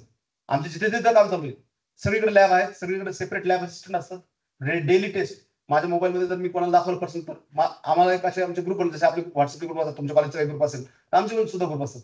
आम्ही प्रत्येक डेली चेक करतो आज तू कुठे सुरू करायला लागला, कोणत्या आरडीला किंवा कोणत्या लोकेशनवर तू काम करतोय, तिथे टेस्ट झाली का, त्याचा रिझल्ट काय आला, हे आमचं कंटिन्युअस फॉलोअप असतो त्याच्यामध्ये. म्हणजे मग मुरमाचे असो क्यूब भरणं असो कॉन्क्रीटचे ते सुद्धा होत असते. काही लोकांची मिसअंडरस्टँडिंग आहे की गव्हर्नमेंटमध्ये जे काम सगळं बोगस होतं किंवा फेक होतं किंवा काय असं भरपूर लोकांची त्याच्यात काहीतरी रुमर्स काही असतात त्याच्यामध्ये हे आहे. पण माझा अनुभव असा आहे की गव्हर्नमेंटमध्ये जी बनवलेली यंत्रणा आहे ती फार प्रॉपर आहे. आमच्यावर सुद्धा वॉच करणारे लोक असतात. आम्हाला सुद्धा काही असं नाही वा तोच मालक आहे तेच काही कर काही म्हणजे बोलायला कोणी काही बोलतं. आपण जर सामान्य गप्पा जरी मारल्या तर बोलतेच काही बोलतात. पण जेव्हा तुम्ही काम करताय तेव्हा फार मोठं टीडीएस वर्क असतो. की कन्स्ट्रक्शन ऍक्टिव्हिटी जेव्हा करताय तेव्हा तुम्हाला त्या क्वालिटी कंट्रोलला सुद्धा मॅच करणं आहे. पब्लिकला सुद्धा तुम्हाला हँडल करणं आहे. अनवॉन्टेड पर्सन्सला तुम्हाला सुद्धा हँडल करणं आहे. आणि जर ती क्वालिटी अचीव्ह नाही झाली तर त्याला सुद्धा तुम्हालाच फेस करणं आहे. फ्युचरमध्ये जर काही झालं तर जसं आपण आता डिफेक्ट लायबिलिटी पिरियड हे शब्द वापरत असतो एस्टिमेटिंग कॉस्टिंग मध्ये ते सुद्धा मेंटेन करणं त्यासाठी तुम्हाला त्या गोष्टी सगळ्या मेंटेन ठेवणं आवश्यक पडतं. तर या पद्धतीने आमची मॉनिटरिंग टीम चालू असते. एव्हरी वीक क्वालिटी कंट्रोलचे लोक येत असतात. त्याच्यात आमचे रेशो ठरलेले तू किती चेक करायचं मी किती चेक करायचं. जसं आपण मॉनिटरिंग कॉलेज सिस्टम मध्ये असतं पेपर चेक करतात किंवा काहीतरी क्रॉस चेकिंग करतात तसं आमच्याकडे सगळं क्रॉस चेकिंग होत असतं त्याची. त्याच्यानंतर हा एक एलडीपी नावाचा प्रकार आहे. हा जो पेपर दिसत तुम्हाला ब्लॅक पेपर दिसत त्याचे पॉलिथिन फिल्म सारखं दिसत हा एलडीपी सारखा प्रकार आहे. हा पॉलिथिन फिल्म असते. ह्याच्यामध्ये काय पाणी पर्क्युलेट होऊ नये खाली आणि त्याच्यामुळे तुमचा सबग्रेड खराब होऊ नये त्यासाठी तो टाकला जातो. पण ह्यात आमची काही ठिकाणी आम्ही टाकतोय काही ठिकाणी आम्हाला फार मोठे अडचणी येतात. कारण की ह्याच्यातून काय होतं तर तुम्ही आता काही लोक आता फार्मर्सचे रिलेटेड पण असतील काही लोक तर ह्याच्यातून ह्या कॉन्क्रीट मधून सुद्धा पर्क्युलेशन होतं वॉटर. जर तुम्ही जर कधी बघितलं असेल तुम्ही खेडेगावात जर कधी गेला असेल तर लोक हे एलडीपी फिल्म जे आहे हा जो पेपर आहे पॉलिथिन फिल्मचा पेपर हा सुद्धा आम्हाला टाकू देत नाही. फार आर्ग्युमेंट फार काही त्याच्यावर डिस्कशन होतं. आमचं पाणी तुम्ही कमी करायला आमच्या विहिरीचं पाणी संपलं तुमच्या कॅरलने आमचं लय नुकसान केलं भरपूर काही म्हणजे बोलायला भरपूर काही त्यांचे वाक्य असतात की हे टाकूच नका या पेपरमुळे आमचं लय नुकसान व्हायला लागलं पेपर काढून टाका तुम्हाला काम करा पण तसंच करा. असे भरपूर स्टेटमेंट आम्हाला ऐकायला भेटतात. त्यांना आम्हाला फेस करतो जिथं शक्य तिथं करतो. काही ठिकाणी आम्हाला शक्य होत नाही तर आम्हाला सोडवं पण लागतं. म्हणजे असं काही नाही की बाबा 100% आम्हाला अचीव्ह होतं. काही गोष्टी आम्हाला त्यांना सांगावं लागतं ठीक आहे सोडून द्या. पण हा पेपर जनरली आम्हाला टाळतात. शेतकरी लोक टाळतात. आपल्या ह्याच्यात असतंय पण मग ते आमच्या सेव्हिंग मध्ये जातं. आम्ही नाही टाकलं तर ते आमच्या सेव्हिंग मध्ये जातं. असंही होत नाही की ब्लफ काहीतरी करून टाकलं झालं, काय होत नाही, कोणी बघत नाही, असं होत नाही. सेकंड ही लाईनिंग आहे, ह्याच्यामध्ये सुद्धा हे जे ग्रूव दिसतात तुम्हाला, ह्याला ग्रूव म्हणतो आपण, हे जे ग्रूव आहे ह्याचं सुद्धा पॅटर्न ठरलेलं आहे, ह्याचे सुद्धा IS कोड आहे. असं काही नाही की मला वाटलं इथून मारलं तर इथून मारता येईल, इथून मारू असं करू असं मस्त दिसायला चांगलं दिसते, असं फ्लोरिंग सारखं चांगलं एखादा बॉक्स बनवू, असं काही नाही. स्टार्टिंग त्याचे IS कोड दिलेले आहेत, त्याच्यानुसार IS कोड नुसार आम्हाला त्या स्पेसिफिक लेंथला तो ग्रूव मारा लागतो. त्या ग्रूवची किती थिकनेस असायला पाहिजे, तो किती डीप असायला पाहिजे, त्याची विड्थ किती असायला पाहिजे, हे सुद्धा मेन्शन केलेलं असतं. म्हणजे त्या डीप लेवल पर्यंत आम्हाला विचार करावा लागतोय. आणि हे करते वेळेस, ते ग्रूव मारते वेळेस ह्याला पेवर म्हणतात, त्याला पेवर म्हणतात. म्हणजे पेवर शब्द वापरतो, ही मशीन आहे समजा एक प्रकारे कॉन्क्रीट ले करायची, त्याच्यासाठी खाली त्याला रोलर्स लावले, जे ग्रूव म्हणतोय त्या रोलर्स ते ग्रूव म्हणतात. त्या सुद्धा आम्हाला चेक करावं लागतं त्याने किती थिकनेसचा ग्रूव वापरलाय, ही थिकनेसची ती चकती जी असते, जो गोल चकती असते ते ग्रूव पडतात, तिची थिकनेस सुद्धा आम्हाला चेक करावं लागते. म्हणजे एवढं बारीक काम करत. ती पलीकडे तुम्हाला दिसाल ती LDP फिल्म खाली टाकलेली आहे, इथं हे पेवर आहे, इकडून इकडून असं माणूस कॉन्क्रीट टाकत चाललेला आहे, जे काही लोक. आणि हा जो आहे इथून पाणी म्हणजे इथून कॉन्क्रीट इथं पडतंय समजा बेडला, ही बेड लाईनिंगचं काम चालू आहे सध्या इथं. ह्याला जी IP आणि SR शब्द असतो, जर तुम्ही रोडवेचं जर पुस्तक बघितलं, रोडचं जर सेक्शन बघितलं, क्रॉस सेक्शन आपल्या पुस्तकामध्ये, हायवे जस्ट ऑफ जर पुस्तक बघितलं किंवा त्याच्यात बघितलं, तुमच्या लक्षात येईल की IP साईड असते, SR साईड असते. SR साईड म्हणजे सर्व्हिस रोड, IP साईड म्हणजे इन्स्पेक्शन पाथ. तर हा पलीकडे इन्स्पेक्शन पाथ असतो, हा जस्ट फक्त पाईप फिरण्याचा जेवढा गरज पडते तेवढा रस्ता असतो. SR साईडला मोठा रस्ता असतो, जिथून आपले इन्स्पेक्शनच्या ज्या गाड्या असतात, ज्याला आपण सुमो म्हणा किंवा आपल्या ज्या गाड्या आहेत, बोलेरोच्या गाड्या आहेत, त्या इथून पासून आम्ही इन्स्पेक्शन करत असतो. म्हणजे ह्या रोडवरून इकडच्या साईडने आम्ही त्याचं पूर्ण कामाचं इन्स्पेक्शन करत असतो, फिरत असतो आम्ही तिथे, आणि डेली त्यांचं काम चालू असतं. हे कॉन्क्रीटचं जे पेवर लाईनिंग इथपर्यंत याचा टॉपिक होता, त्याच्याबद्दल कोणाला काही विचारायचं विचारू शकतो. पिचिंग पिचिंग ह्याच्यामध्ये नाही. आता हे जे आपण आता सगळे जे बघितले हे सगळे बँकिंग पोर्शन आहे. बँकिंग पोर्शन मध्ये आपण फक्त मुरुमाचा जो सबग्रेड आहे तोच युज करतो. पिचिंग जो कन्सेप्ट आहे, जर का कटिंग सेक्शन असेल, आपला कॅनलचा जर कटिंग मध्ये असेल, 3 प्रकार आहेत, आपण नेहमी वाचतो, cross section, cutting, banking and partial. तर बँकिंग मध्ये पिचिंग होत नाही, कटिंग मध्ये पिचिंग, और जर का तिथे जर एखादा बॅक साईडला रॉक असेल किंवा आबडधोबड दगड आलेला फिशर रॉक असेल, जिथे आबडधोबड आहे त्याला लेवल नाही, त्याला आम्ही पे लाईन कॉन्क्रीट एक शब्द असतो, पे लाईन कॉन्क्रीट. पुस्तकात मी तर वाचलंय पण आहे, पे लाईन कॉन्क्रीट आहे. पे लाईन कॉन्क्रीट म्हणजे काय, एका लेवलला, जसं आता मुरुम आपण एका लेवलला घेतला, तसा पे लाईन हार्ड रॉक आहे बॅक साईडला, तुम्हाला लाईनिंग करायची, समोर कॉन्क्रीट करायचंय, आणि त्याची जर थिकनेस आपली कॉन्क्रीट लाईनिंगची थिकनेस 4 इंच आहे, पण तो रॉक मध्ये आपण मुरुमही टाकू शकत नाही, काहीच करू शकत नाही, त्याला पे लाईन टाकतो आपण. कॉन्क्रीटच टाकतो, पण त्याला मग लेवल करून घेतो. आबडधोबड कॉन्क्रीट टाकायचं, त्याला लेवल करायचं, आणि मग आपली लाईनिंग करायची. पण तिथे कटिंग मध्ये आपल्याला पेवर वापरता येत नाही. कटिंग मध्ये आपल्याला मॅन्युअल, किंवा आम्ही आता एक नवीन शटरिंग पण आणली. जर तुम्ही फ्लायओव्हरचे जर कास्ट इन्स्टिट्यूट जर ब्रिजचे डेस्क स्लॅब जर बघितले, तर डेस्क स्लॅब मध्ये तुम्हाला दिसलं असं पंप कॉन्क्रीट पडते बघा, असं वरतून पुढे जर तुम्ही ऑब्झर्व केला असेल तर, माझ्याकडून फोटो नाही, असं पंप कॉन्क्रीट म्हणतात त्याला, वरतून टाकतात. तर ते पंप कॉन्क्रीट आपल्याला कटिंग सेक्शन मध्ये वापरावा लागतो, आणि बँकिंग सेक्शन मध्ये पेवर लाईनिंग आम्ही युज करतो. त्याच्यामुळे पिचिंग हा शब्द कटिंग सेक्शनला लागू होईल, बँकिंगला लागू होणार. साधारण तो लाईनिंग आहे त्याची थिकनेस किती असते आणि पर किलोमीटर किती कॉन्क्रीट आपल्याला टाकावं लागतो, आणि मग त्याची कॉस्टिंग किती असते पर किलो? पहिला प्रश्न होता थिकनेस. मिनिमम थिकनेस जी आहे ती 0.1 ची आहे. ओके, 0.1 म्हणजे 4 इंच ज्याला आपण म्हणता येईल, 100 mm 0.1 मीटर. आणि ह्याचं सुद्धा आपण डिझाईन करतो, त्याचं थिकनेस किती घ्यायची, आणि ते डिझाईन होतं की आपण जो सबग्रेड टाकलाय त्याच्या सुद्धा टेस्ट रेग्युलर समजतं, तो सबग्रेड किती सहन करू शकतो ह्याच्यावर त्याची थिकनेस ठरलेली असते. ओरिजिनल आणि मुरमाची थिकनेस सुद्धा त्याच्या खालच्या लेअरवर ठरलेली असते. म्हणजे खालचं स्वेलिंग प्रेशर किती आहे, ओरिजिनल जी सॉइल असेल तिथे, जिथपर्यंत आपण कट करणार त्याचं एक्सप्रेशन होऊन जाईल. त्याच्यानंतर जी सॉइल आहे त्याचं टेस्टिंग करणार, त्याचं स्वेलिंग प्रेशर काढणार, त्याच्यावर सबग्रेडची थिकनेस ठरेल, जो मुरुम टाकणार तो किती थिकनेस ठरणार, आणि त्या सबग्रेडच्या क्वालिटीवर जो मुरुमच्या क्वारी असतात त्यांच्या सुद्धा टेस्टिंग होतात. त्या टेस्टिंगवरून आपण कॉन्क्रीटची थिकनेस काढतो. पण मिनिमम 0.1 ची थिकनेस आपण अप्लाय करतो. आणि ह्याच्यात हा जो आहे हा मेन कॅनल आहे, मेन कॅनलला 0.1 पेक्षा कमी आपण वापरू करू शकत नाही. हा झाला पहिला प्रश्न. सेकंड प्रश्न असा होता की पर डे, बरोबर ना, पर किलोमीटर. तर आता कसं आहे, पर किलोमीटर म्हणण्यापेक्षा ह्यांचे आमचे बॅचिंग प्लांट आहेत. आता कॉन्क्रीट येतो कुठून, आम्ही आमचे स्वतःचे इस्टॅब्लिश बॅचिंग प्लांट केले. प्रत्येक बॅचिंग प्लांटची कॅपॅसिटी 1 hour मध्ये 30 क्युबिक मीटर तो मटेरियल काढतो, बॅचिंग प्लांट तयार करतो समजा, असं म्हणता येईल त्याला. आणि तो टीएम म्हणजे ट्रान्झिट मिक्सर जे असते, तुम्ही कधी बघितलं असेल, फोटो बघितले असेल किंवा आपल्या पुस्तकामध्ये पण त्याचे फोटोज आहेत, त्या सीपीएम पर्टच्या पुस्तकात आहे कन्स्ट्रक्शन मॅनेजमेंटच्या मशिनरीमध्ये. तर ते टीएम थ्रू ते ह्या लोकेशनला येतं आणि त्याची जी ट्रू अँड फ्लोची जी एवढा वेळ लागेल त्यानुसार पर डे कॉन्क्रीट खर्च असते. मग ते कधी कधी 30 होते, कधी 50 होऊ शकतं, जवळ असेल तर जास्त होईल. तर आमचं मॅक्झिमम पर डे एका बॅचिंग प्लांटचं कॉन्क्रीट 200 क्युबिक मीटर पर्यंत झालेलं आहे आतापर्यंत, आणि येऊन 30-35 पर्यंत झालेलं आहे. पण ते डिस्टन्स वाढलं, तुमचं ट्रान्सपोर्टेशन वाढलं की काम कमी होणं, त्या पद्धतीने ते चालतंय. आता राहिला विषय कॉस्टचा. तर कॉस्टसाठी मी सुरुवातीला बोललो होतो की इस्टिमेट आम्ही करतो. इस्टिमेटमध्ये भरपूर गोष्टी कन्सिडर कराव्या लागतात. जर तुम्हाला त्याच्याबद्दल 2 मिनिटं बोलायचं झालं, इस्टिमेट मधला एखाद्या आयटम बद्दल आपण बोलू, कॉन्क्रीट बद्दल जर बोलायचं झालं तर डीएसआर असतो. डीएसआर प्रत्येकाला माहिती आहे.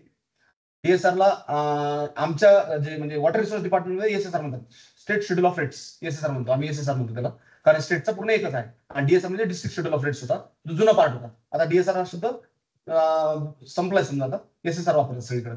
तर स्टेट शेड्यूल ऑफ रेट्स मध्ये जे रेट दिलेले असतात, that's are the basic rate. ते रेटने काम होत नाही, त्या रेटने काम होत नाही, की आपण ते करत नाही, तर ते इलिजिबल नाही इस्टिमेटला. काही लोकांना तेही माहित नाही, त्यांना वाटतं की डीएसआर मधले रेट घेतले आणि आपण झालं तेच रेटने काम करणार. तसं होत नाही. आपल्याला तो रेट डिझाईन करावा लागतो, आणि तो डिझाईन करण्यासाठी 2 प्रकारचा अभ्यास आहे. आता मी जर एसएसआर बद्दल बोललो तर एसएसआर जर तुम्ही कधी बघितलं तर एसएसआर पीडीएफ सुद्धा ऑनलाईन अवेलेबल आहे, ऍज वेल एस तुम्हाला मार्केटमध्ये किंवा आमचे जे मित्रमंडळी किंवा माझ्याकडे सुद्धा उपलब्ध असतात. त्याच्यामध्ये 2 पुस्तक असतात. एक तुम्हाला डायरेक्ट रेट भेटतो, जो कॉमन पीपल आहे, जे आपण इंजिनियर नाही, समजा बाहेरचा एक सामान्य माणूस आहे, तो फक्त तो बेसिक रेट बघतो, की त्याला फक्त ते माहिती अरे यार ते पुस्तकातून रेट घेतात बरं का ते. पण तो रेट आला कुठून हे आपलं काम. त्यासाठी रेट अनालिसिस नावाचा एक शब्द असतो, तर त्याचं एक पुस्तक परत तयार होतो, रेट अनालिसिस. त्या रेट अनालिसिस मध्ये हा बेसिक रेट कसा आला, त्यात त्यांनी काय काय ऍझम्पशन्स केले. म्हणजे कॉन्ट्रॅक्टर प्रॉफिट असतं, क्युरिंग जी करतो त्याचं लोकेशन असतं, तर पुढे काही गनी बॅग्स असतात त्याचं लोकेशन असतात, काय ऍडमिक्सर वापरायचे असतील, काही फायबर्स वापरायचे असतील, त्याचे सुद्धा ते क्वांटिटी धरलेली असते. असा धरून तो बेसिक रेट आहे. हा झाला बेसिक रेट पर्यंतचा विषय. आता आलो आपण इस्टिमेटच्या रेट पर्यंत. इस्टिमेट मध्ये काय होतं, हा बेसिक रेट तर घेतोच, प्लस जर त्या बेसिक रेट मधलं जे साहित्य आपल्याला लांबून आणावं लागेल, लीड लिफ्ट ज्याला मला म्हणायचं होतं, लीड लिफ्ट जर आपल्याला खडी आणावं लागली, आता आपल्याला इथं काम करायचं, कॉलेजमध्ये काम करायचं आणि खडी भेटते आपल्याला पैठणला, म्हणजे इथून 50 किलोमीटरवरून त्याला माणसाला 50 किलोमीटरवरून खडी आणायची, मग त्या 50 किलोमीटरचे पैसे पण आपल्याला द्यावे लागतील. That is not considering basic rate. Basic rate मध्ये काय असतं, तुम्ही 1 किलोमीटर आणा, 1.5 किलोमीटर असं ते लिहिलं, लीड अँड लिफ्ट लिहिलं असतं खालचं. जर तुम्ही सेंटेन्स आरामाने वाचलं, त्या डिस्क्रिप्शन जर वाचलं शेड्यूल ऑफ रेट्स मधला एखाद्या कोणत्या आयटमचं, तर लीड अँड लिफ्टचा नावाचा शब्द असतो. लीड किती घ्यायला पाहिजे, लिफ्ट किती असायला पाहिजे, हे लिहिलं असतं. पण ते स्टँडर्ड असते. पण आपल्याला मटेरियल मग ऍग्रिगेट असू शकतं, सिमेंट असू शकतं, स्टील असू शकतं, सँड असू शकते, आता कोणते मटेरियल असू शकतं, ह्याच्या आपल्याला लीड ऍड करावं लागतं. त्याच्यात लीड असेल, लीड म्हणजे ओरिजिनल डिस्टन्स, लिफ्ट म्हणजे खालचं खोदकाम किंवा वरच्या हाय लेवलला काही करतो तो ऍड होतो. त्याच्यानंतर जर काय आपण स्पेशल कॉन्क्रीट करतोय, जसं आता ह्या प्रोजेक्टला आम्ही जे करतोय हे कॉन्क्रीट, ह्याच्यामध्ये ऍडिशनल आम्ही फायबर्स आणि ऍडमिक्सर्स टाकलेले, त्याचे सुद्धा पैसे आपल्याला ऍड करावे लागतील बेसिक रेटमध्ये.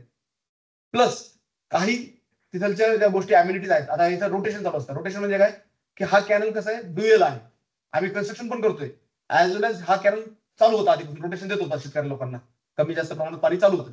पण आम्हाला पाणी पण बंद करता येत नाही शेतकऱ्यांचं पाणी बंद न करता आल्यामुळं त्याला जो कॉन्ट्रॅक्टर आहे त्याला आम्हाला ऍडिशनल बेनिफिट द्यावा लागतो. कारण रोटेशन पिरियडमध्ये त्याची जी काही मशिनरी आहे, त्याचा जो मॅन पॉवर आहे, त्याचं जे लेबर आहे, त्याचं जे मटेरियल आहे, ते स्टँड बाय राहणार आहे तिथं, त्याला ते वापरता येणार नाही. तो आयडियल पिरियड राहील त्याचा. त्या आयडियल पिरियडसाठी सुद्धा आपल्याला पैसे द्यावे लागतात. त्यासाठी हा सुद्धा रेट त्याच्यात इन्कॉर्पोरेट होतो इस्टिमेटमध्ये.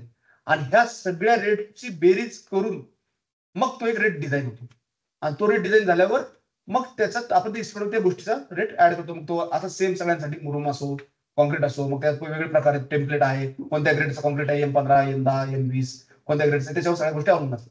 जनरली आता हा जो रेट आलेला आहे आमचा, तर तुम्ही डीएसआरला किंवा एसएसआरला चेक केला तर 5,000च्या आसपास याचा पर क्युबिक मीटरचा रेट असेल, आणि आमचा रेट जवळपास 6,500-7,000 रुपयापर्यंत आलेला. पण हे कॉमन पीपलला हे लक्षात लवकर येत नाही. पण हे आपण जेव्हा इंजिनिअरिंग पद्धतीने आम्ही जे करतो डिपार्टमेंटमध्ये, तेव्हा आमच्या लक्षात रेट ह्याच्यामुळे वाढला, आम्हाला एक्सप्लेन पण करावं लागते की रेट कशामुळे वाढलाय.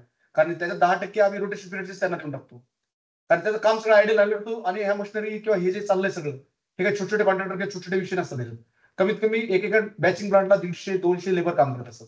मग 150-200 लेबर जोपर्यंत पाणी चालू आहे शेतकऱ्यांना देण्याचं, 132 किलोमीटर पाणी पोहोचवायचंय, मग त्याच्यानंतर 132 किलोमीटर पाणी खाली पण जाईल, तिथून मग त्या डिस्ट्रीब्युटरवरून त्या शेतकऱ्यापर्यंत जाईल. ह्याला कमीत कमी 15 दिवस, 20 दिवस, 25 दिवस, इट डिपेंड्स. मॅक्झिमम 30 डेज पण लागू शकतात पूर्ण कव्हर व्हायला. मग तेवढ्या पिरियड मध्ये काम बंद राहतं आपलं पूर्ण. त्याचा जो आपल्याला पैसे त्याला द्यावा, असा तो रेट डिझाईन होतो. तुम्ही काहीतरी विचारू सर, तुमचं समाधान झालं सर? चालू विचार तुम्हाला विचार काय अडचण? ते evaporation जे लॉसेस आहे evaporation म्हणजे due to the rise in temperature, मग ते कसं काढतात तिथं? नाही, आता ह्याच्याबद्दल आहे ना, इव्हॅपोरेशन लॉसेस आम्ही काढण्याबद्दल म्हणायचं तर आता ह्याची बेसिक आपण क्युरिंग बद्दल बोलू. म्हणजे ते इव्हॅपोरेशन आपणच कव्हर होऊन जाईल. क्युरिंग जे आहे आपण दोन पद्धतीने करू शकतो. एक तर आपण वॉटर क्युरिंग करतो और केमिकल क्युरिंग करतो. तर आम्ही आता इथं काय केलं, आता इव्हॅपोरेशन असो किंवा मग टेम्परेचर वाढायला नको, आता तुम्ही दर वर्षभर काम करणार आहात, मग कधी उन्हाळा राहील, मग पाणी कुठून आणणार, काही ठिकाणी पाण्याची स्केर्सिटी पण असते, पाणी पण उपलब्ध होत नाही काही ठिकाणी, लोकांना प्यायला पण नसतं, मग तुम्ही कन्स्ट्रक्शनला काम पाणी कसं वापरणार? तर आम्ही काय केलंय, आता ह्याला केमिकल क्युरिंग कंपाऊंड वापरलं. आणि क्युरिंग कंपाऊंड जर तुम्ही जर त्याचं स्पेसिफिकेशन किंवा ते जर वाचलं, तर क्युरिंग कंपाऊंड काय करतं, आपण जे हीट ऑफ हायड्रेशन होते कॉन्क्रीट मधली, क्युरिंग कंपाऊंड व्हाईट कलरचं असतं. तुम्ही जर पुढे बघितलं तर मारलेलं पण असतं बघा, व्हाईट एक स्प्रे समजा किंवा एक पेंट आहे एक प्रकारचा केमिकली बनवलेला. तो पेंट काय करतो, आपण त्याच्यावर मारतो. आफ्टर हे काम झालं, आता ही गली बेजवाला आहे, तुम्हाला तो फोटो मे बी नसेल त्याच्यात, तो व्हाईट वाला क्युरिंग कंपाऊंड आम्ही मारतो. तर त्याच्याने काय होतं, तो क्युरिंग कंपाऊंड 24 आवर्स पर्यंत आतलं जेवढं पाणी आहे, जेवढं आपण कॉन्क्रीट मिक्स मध्ये टाकलेलं आहे, ते पाणी ते इव्हॅपोरेट होऊ देत नाही. जे हीट ऑफ हायड्रेशन होते ती होऊ देत नाही. त्याच्यामुळे पाणी तसंच राहतंय. आणि ते पाणी 24 तासामध्ये कमी नाही झालं, आणि वरतून आम्ही परत क्युरिंग कंपाऊंडच्या वरती आम्ही परत पाणी पण सोडतो, आणि रोटेशन मध्ये सुद्धा पाणी ते कॅनलमध्ये आपोआपच वाहत जातंय. त्यामुळे ती क्युरिंग वॉटर क्युरिंग पण होते. पण आम्ही प्रिव्हियस स्टार्ट जेव्हा झालं, कॉन्क्रीट झालं, त्याचा इनिशियल सेटिंग संपला की आम्ही त्याच्यावर क्युरिंग कंपाऊंड मारतो, आणि ह्यामध्ये आम्ही त्याची इव्हॅपोरेशन लॉसेस मिनिमाइज करतो. अजून काही विचारायचं आहे? हा बोल.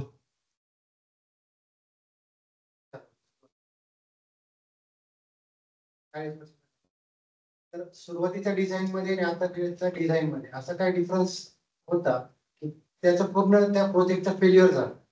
1996 ला कम्प्लीट झालं, तुम्ही सांगितलं की 2200 पुढे जायला पाहिजे आणि 1150 काहीतरी तुम्ही तेलला डिस्चार्ज आहे त्याचा, ते हेड आणि टेलचा डिस्चार्ज, तर तो केला नाही. त्याच्यामध्ये काय असे लूप होल्स होते की त्याच्यामुळे ते फेल झाला प्रोजेक्ट. आणि दुसरी एक गोष्ट की याची डिझाईन लाईफ किती आहे? डिझाईन लाईफ आणि प्रोजेक्ट फेल का झाला, बरोबर, हे दोन प्रश्न ना. तर विषय असा आहे की डिझाईन तर काही फेल्युअर नव्हतं बरं का. आपण जर डिझाईन बघितलं तुम्ही कधी, तर डिझाईन मध्ये रेग्युलर मेनच एक की पॉईंट जो आहे ना, तो एन फॅक्टर आहे, मॅनेज कॉन्स्टंट. मॅनेज कॉन्स्टंटवर पूर्ण डिझाईन अवलंबून आहे. आपण मॅनेज कॉन्स्टंट किती घेतो त्याच्यावर त्या डिझाईनचा फेल्युअर किंवा सक्सेस ठरलेला आहे. जर आता तुम्ही आता आपण हा लाईन शब्द वापरतो, आपण लाईन कॅनल म्हणतो, आणि विदाउट कॉन्क्रीट असेल तर अनलाईन म्हणतो आपण त्याला. लाईन कॅनलला 0.017 आपण मॅनेज कॉन्स्टंट घेतो. जर तुम्ही पुस्तक जर रेफर केलं त्यात पण ते दिसेल तुम्हाला. आणि अनलाईन मध्ये 0.018 मॅनेज कॉन्स्टंट घेतो. तर मॅनेज कॉन्स्टंट त्यावेळेस त्या काळात त्यांचे फॅक्टर वेगळे होते. त्यांचे फॅक्टर होते 0.019, 0.020, हे त्यावेळेस फॅक्टर्स होते. त्यांनी त्या पद्धतीने डिझाईन केलं होतं. त्याच्यामुळे डिझाईन मध्ये प्रॉब्लेम नव्हता. आता आम्ही जे आता सध्याचे करंट चालले IS कोड मध्ये दिलेले ते आम्ही वापरले, तर डिझाईन जवळपास सारखं झालेलं आहे, काय फरक आलेला नाही. आणि डिझाईनमुळे फेल्युअर झालेलं नाही.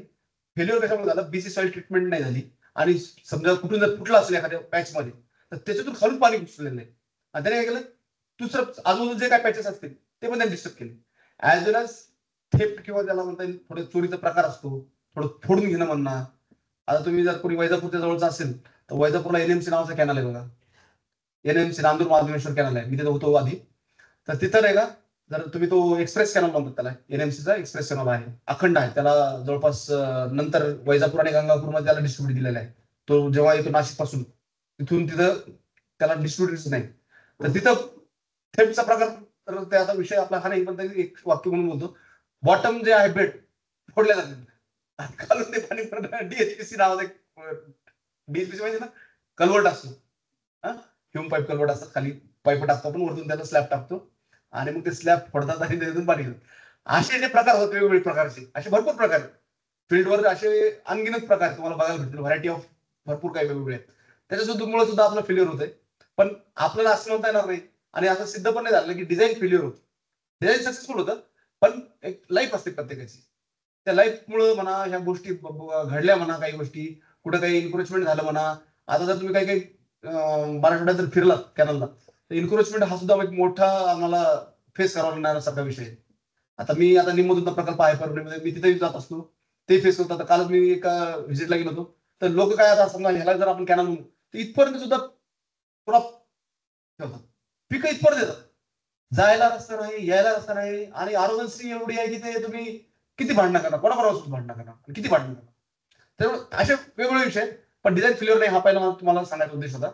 त्यानंतर आता हे जे करतोय आम्ही, हे मिनिमम 40 इयर्सचं त्याचं लाईफ राहील ह्या पद्धतीने आम्ही त्याचं डिझाईन केलं. ऍक्च्युअली आपण जनरली बोलतो, आपण बोलतो गप्पा मारतो, अरे 100 साल तो कुछ होता नाही, 100 साल कुछ होता नाहीये, 50 साल तो देखने का कामच नाहीये, पण आम्ही 40 इयर्स मिनिमम त्याला काहीच होणार नाही ह्या पद्धतीने आम्ही डिझाईन केलंय. त्या पद्धतीने आम्ही फायबर्स टाकलेत, त्यानंतर ऍडमिशन ऍड केलंय, M15 ग्रेडचं कॉन्क्रीट वापरलंय, क्युरिंग कंपाऊंड वापरतोय. त्याच्यानंतर डिझाईन तर 1.5:1 चा स्लोप आम्ही बँकिंग सेक्शन मध्ये घेतोय, कटिंग सेक्शन मध्ये 0.5:1 चा स्लोप घेतोय, जे स्टँडर्ड स्लोप आहे, आणि त्यानुसार आम्ही याचं काम करतोय. अजून काही? तर त्याची लाईफ 40 वर्ष आहे, पण पाण्याच्या फ्रिक्शनमुळे टॉपचा जो लेअर आहे कॉन्क्रीटचा, तर त्याची जी सरफेस असतो तो नंतर थोडा रफ होतो, आणि त्या रफ झाल्यामुळे त्याच्यामध्ये पर्क्युलेशन मे बी पॉसिबल, तर तो 40 वर्ष राहू शकतो. त्याच्यासाठी काही वेगळी ट्रीटमेंट करतो आपण. आता पहिला जो मुद्दा होता ना, की आता जर तुम्ही ह्याच फोटोला जर बघितलं, थोडं व्यवस्थित अजून थोडं काळजीपूर्वक बघितलं तर प्लेन सरफेस आपण करत नाही. पहिला मुद्दा, जसं आपण घरचा आता किंवा ह्या भिंतीला जसं सनला मारलेला आहे किंवा पनिंग केलेलं आहे आपण त्याला म्हणतो, प्लेन आम्ही करत नाही काम. पहिला विषय आम्ही त्याला रफच ठेवतो. पेवर फिनिश मध्ये फिनिश यायला पाहिजे एवढंच आमचा विशेष आहे, पण त्याला जसं सनला मारणं किंवा त्याची पापडी निघणं आपण त्याला म्हणतो, स्लरी फॉर्म होऊन वरती स्लरी फॉर्म झाली आणि स्लरी निघून जाईल आणि मग इरोजन स्टार्ट होईल, हा प्रकार आम्ही करत नाही. हा पूर्ण आमचा रफच ठेवण्याचा प्रयत्न आहे. जर तुम्ही गेले तर ते खडबडीत लागेल तुम्हाला, ती लाईन एकदम स्मूथ लागणार नाही, त्याच्यामुळं ते होणार नाही. पहिला जे आहे पर्क्युलेशन जे आहे थोडंफार प्रमाणात होतच. जसं मी सुरुवातीला 1-2 वाक्य पण बोललो होतो की विहिरीमध्ये पाणी कमी झालं असं लोक म्हणतात, मग ते पाणी पेपर टाकू नका तुम्ही, ह्याच्यावर पण भरपूर अलिगेशन होतात. तर थोडंफार पर्क्युलेशन होतंय, पण त्याच्यामुळे डायरेक्ट कॅनल खराब होऊन जाईल एवढा फरक पडत नाही. आणि हा मिनिमम 40 इयर्सचा आम्ही मिनिमम घेतलेला आहे, त्यापेक्षा जास्त चालेल. पण आता बाकी काही अनवॉन्टेड रिझल्ट आलेत समोर, त्याला आपण एक करू शकतो.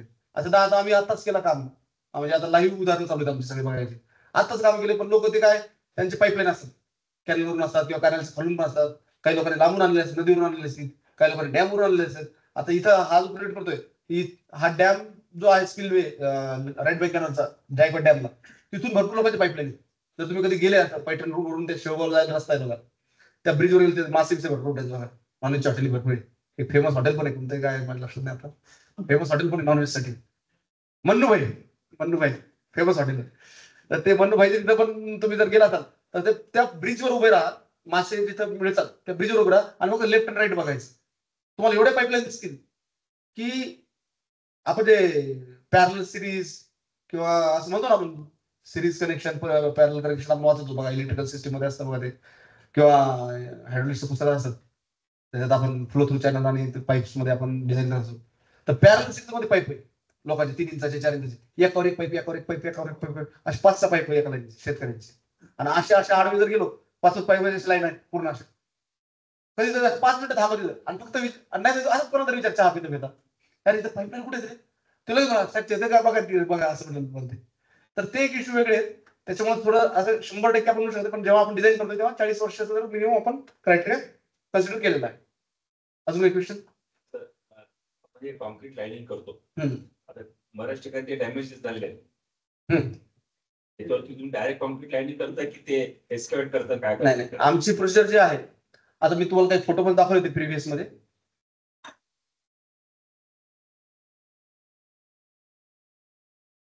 हा जर फोटो बघितला तुम्ही तर हे बघा, याच्यात पोकलेनचं काम चालू आहे, लॉंग बूमचे पोकलेन आहेत आहे. ह्या लॉंग बूमच्या पोकलेने आम्ही जुनी लाईनिंगची पूर्ण काढून टाकतो, ऍज वेल जुना जे मुरुम होता, कारण त्याचा जो कस म्हणतो आपण त्याला, तो कस पण निघून गेलेला आहे, त्याच्यामुळे तो मुरुम पण काढून टाकतो. आणि up to minimum 1 metre depth पर्यंत आपण एक्सपेक्ट करतो, तो मुरुम बाजूला फेकतो.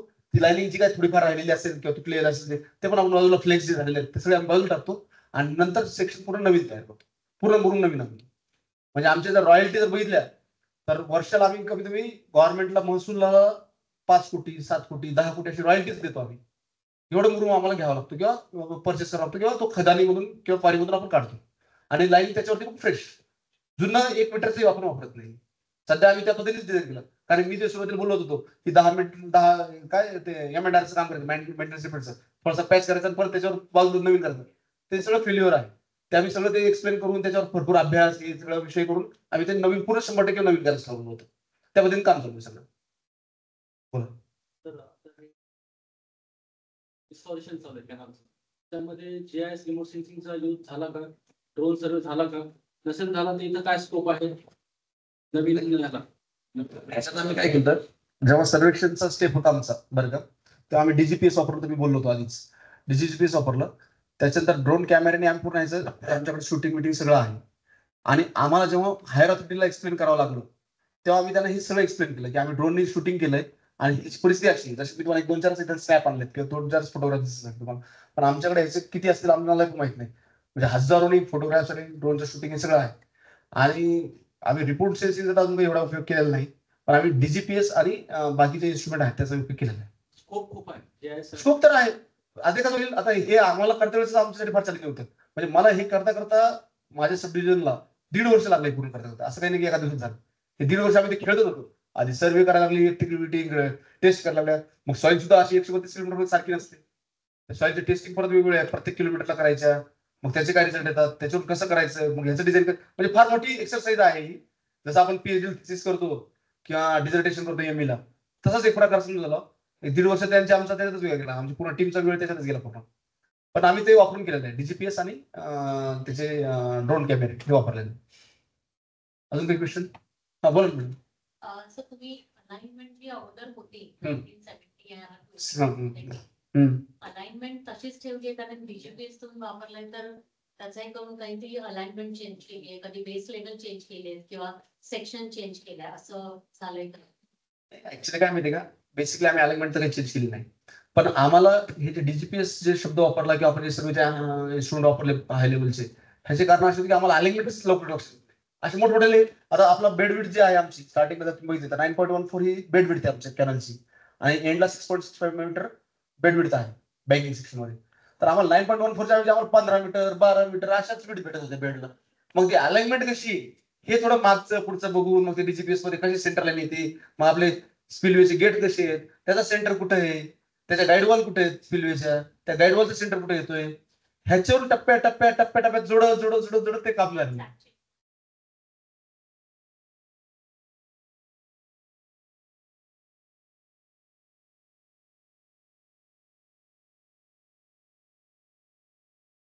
असेल आणि मागच्या इमेजवर आपल्याला स्कोप होतो. पण इमेज नाही, आम्हाला डेटाच मिळायला अवघड. अरे तुम्ही कॉलेजमध्ये या 5 वर्षांचं भेटत नाही, कधी भेटेल नाही. तो आम्ही केला, पण आम्हाला ती एक्सरसाइज भरपूर करावं लागली. भरपूर म्हणजे त्याच्यावर आता परिश्रम किती झाले आमच्या आम्हालाच माहिती, पण भरपूर परिश्रम घेऊन आम्ही ते जोडत 1 मीटर 1 किलोमीटर अर्धा किलोमीटर भेटत तसंच करतील. आणि कसं असतं, हेडला जो आहे कोणताही कॅनल असो कुठलचाही कॅनल असो, हेडला प्रॉब्लेम येणार. हेडला काय होतं, डिस्चार्ज बेजर असतो. हेडचा डिस्चार्ज असल्यामुळे आणि तिथं काय होतं, अनवॉन्टेड इश्यू, जसं मी पाईपचा 2 मिनिटं बोललो तसे भरपूर अनवॉन्टेड इश्यू असतात. जवळच डॅम असतो, लोकांच्या पाईपलाईन असतात, तिथूनच वायरी असतात, तिथूनच मोठी टाकलेल्या असतात, तिथे त्यांचं कनेक्शन असतं. आणि आता आजकाल जर तुम्ही शेतीमध्ये घेतलं तर ते आता मोबाईलवर सुद्धा ते मोठी ऑपरेट होतात. तुम्ही जर बघितलं असेल तर इथून जर मोबाईलचा नंबर दाबायचा त्या स्टार्टरचा, तो त्याला बेल झाली ते सुरू होतं, तिकडची पाण्याची मोटर सुरू होते, परत बेल द्यायची मोबाईलवर, ते मोटर बंद होईल. आणि जेव्हा जर काही त्याचा प्रॉब्लेम आला, काही म्हणजे मेकॅनिकल इश्यूज किंवा इलेक्ट्रिकल इश्यूज आले, तर तो आपल्याला रिंग देतो.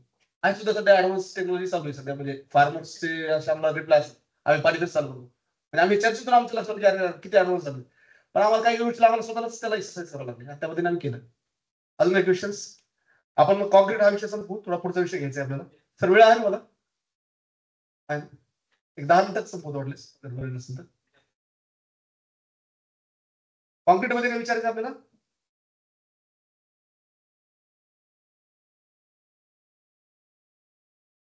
हा एक नवीन कन्सेप्ट आहे. मी सुरुवातीला 1-2 जे पद्धतीने सांगितलं होतं, इनोव्हेटिव्ह टेक्निक्स आम्ही वापरलेत. ही बिटुमिनस जिओ मेम्ब्रेन नावाची एक टेक्निक आहे, BGM म्हणतात त्याला शॉर्टमध्ये. आपण BGM शब्द वापरलेला आहे. हे म्हणजे फ्रान्सवरून याचं मटेरियल येतं आणि फ्रान्सवरून आपण मटेरियल मागवून आणि टेंडर प्रोसेस सगळं केलं होतं. आणि हे आपल्याला एक पायलट बेसिसवर करायचं होतं, किंवा कॉन्क्रीट नाही वापरलं आपल्याला, उद्या जर कॉन्क्रीटला काही प्रॉब्लेम आले तर आपल्याकडे दुसरं काही मटेरियल आहे का इनोव्हेटिव्ह. आम्ही 2-4 मटेरियलचं कम्पेअर केलं, आम्हाला हे जरा फिजिबल वाटलं आणि मग ह्याच्यातून आम्ही जवळपास 6 ते 7 पॅचेस जे आहेत पूर्ण कॅनलमध्ये ते केले आहेत. काही ह्याचे रिस्ट्रिक्शन पण आहेत, काही फायदे पण आहेत. म्हणजे जसं आपण ऍडव्हान्टेज डिसएडव्हान्टेज तसे पण आहेत. ऍडव्हान्टेज असे आहेत की ह्याची थिकनेस जवळपास 4 mm च्या आसपास याची थिकनेस आहे. हे जसं आपण जर तुम्ही खेड्यापाड्यात जर गेला असेल, पत्र्यावर जुन्या काळात ते डांबराचं शीट टाकायचे बघा, कौलारू घरावर किंवा पत्र्याच्या घरावर कौलारू शीट टाकायची, तसंच हे एक प्रकारचं शीट आहे. पण ह्याच्यामध्ये मेश पण आहे, स्टीलची मेश आहे आणि त्यांचं पूर्ण प्रोपोर्शन नुसार त्यांनी ते बनवलेलं आहे. 4 mm थिकनेसचं आम्ही हे पूर्ण आम्ही कॉन्क्रीट मध्ये केले. ह्याच्यात फक्त प्रकार एवढाच बदल झालाय, सबग्रेड तर सेम आहे, पण वरचा जो मटेरियल आहे कॉन्क्रीटच्या ऐवजी आम्ही हे बीजीएमची शीट असतात, रोल असतो, ह्याला हायड्रा म्हणतात. हायड्रामधून हे असं ले करतो, लोक ओढतात, असे रोल असतात. जसं आपण एखाद्या कपड्याचा कसा रोल असतो मार्केटमध्ये दुकानात गेलो आपण तर कपड्याचा रोल असतो, तसे रोल मध्ये उपलब्ध होतात. फ्रान्समधून येतात, त्याचे आम्ही इनवॉइस चेक करतो, हे खरंच डुप्लिकेट आहे ओरिजिनल हे सुद्धा आम्हाला त्याची स्क्रुटनी करावी लागते. त्याच्यानंतर हे क्वालिटी आहे का नाही ह्याचं मुंबईला बॉम्बे टेक्सटाईल रिसर्च सेंटर म्हणून आहे, त्यांच्याकडे आम्ही जाऊन त्याची प्रॅक्टिकल टेस्टिंग सुद्धा करतो आणि त्याच्यानंतर आम्ही हे वापरायची परवानगी देतो. म्हणजे मटेरियल आलेलं सुद्धा आम्ही असं नाही की तू आण काहीपर्यंत लावून टाक, असं सुद्धा चालत नाही. म्हणजे ते मला हे सांगायचं की लोकांची गैरसमज आहेत किंवा आणतात काहीतरी लावून टाकायचं मोकळं व्हायचं, असं काही होत नाही. ह्याची सुद्धा आम्ही ते तुम्हाला पुढच्या साईडला दाखवते. तर हा एक आम्ही पायलट म्हणून घेतला होता. सुरुवातीला एक छोटा पॅच होता, जो मी आधी आरडी लिहिली होती, किलोमीटर पॅच लिहिला होता. 15.67 to 16.62 म्हणून पॅच होता, जवळपास 700 मीटरचा पॅच होता. त्या पॅच मध्ये आम्ही स्टार्टिंगला केलं, थोडं सक्सेस वाटलं. मग आम्ही नंतर पूर्ण केल्यावर जवळपास 5-6 ठिकाणी काम केलेलं आहे.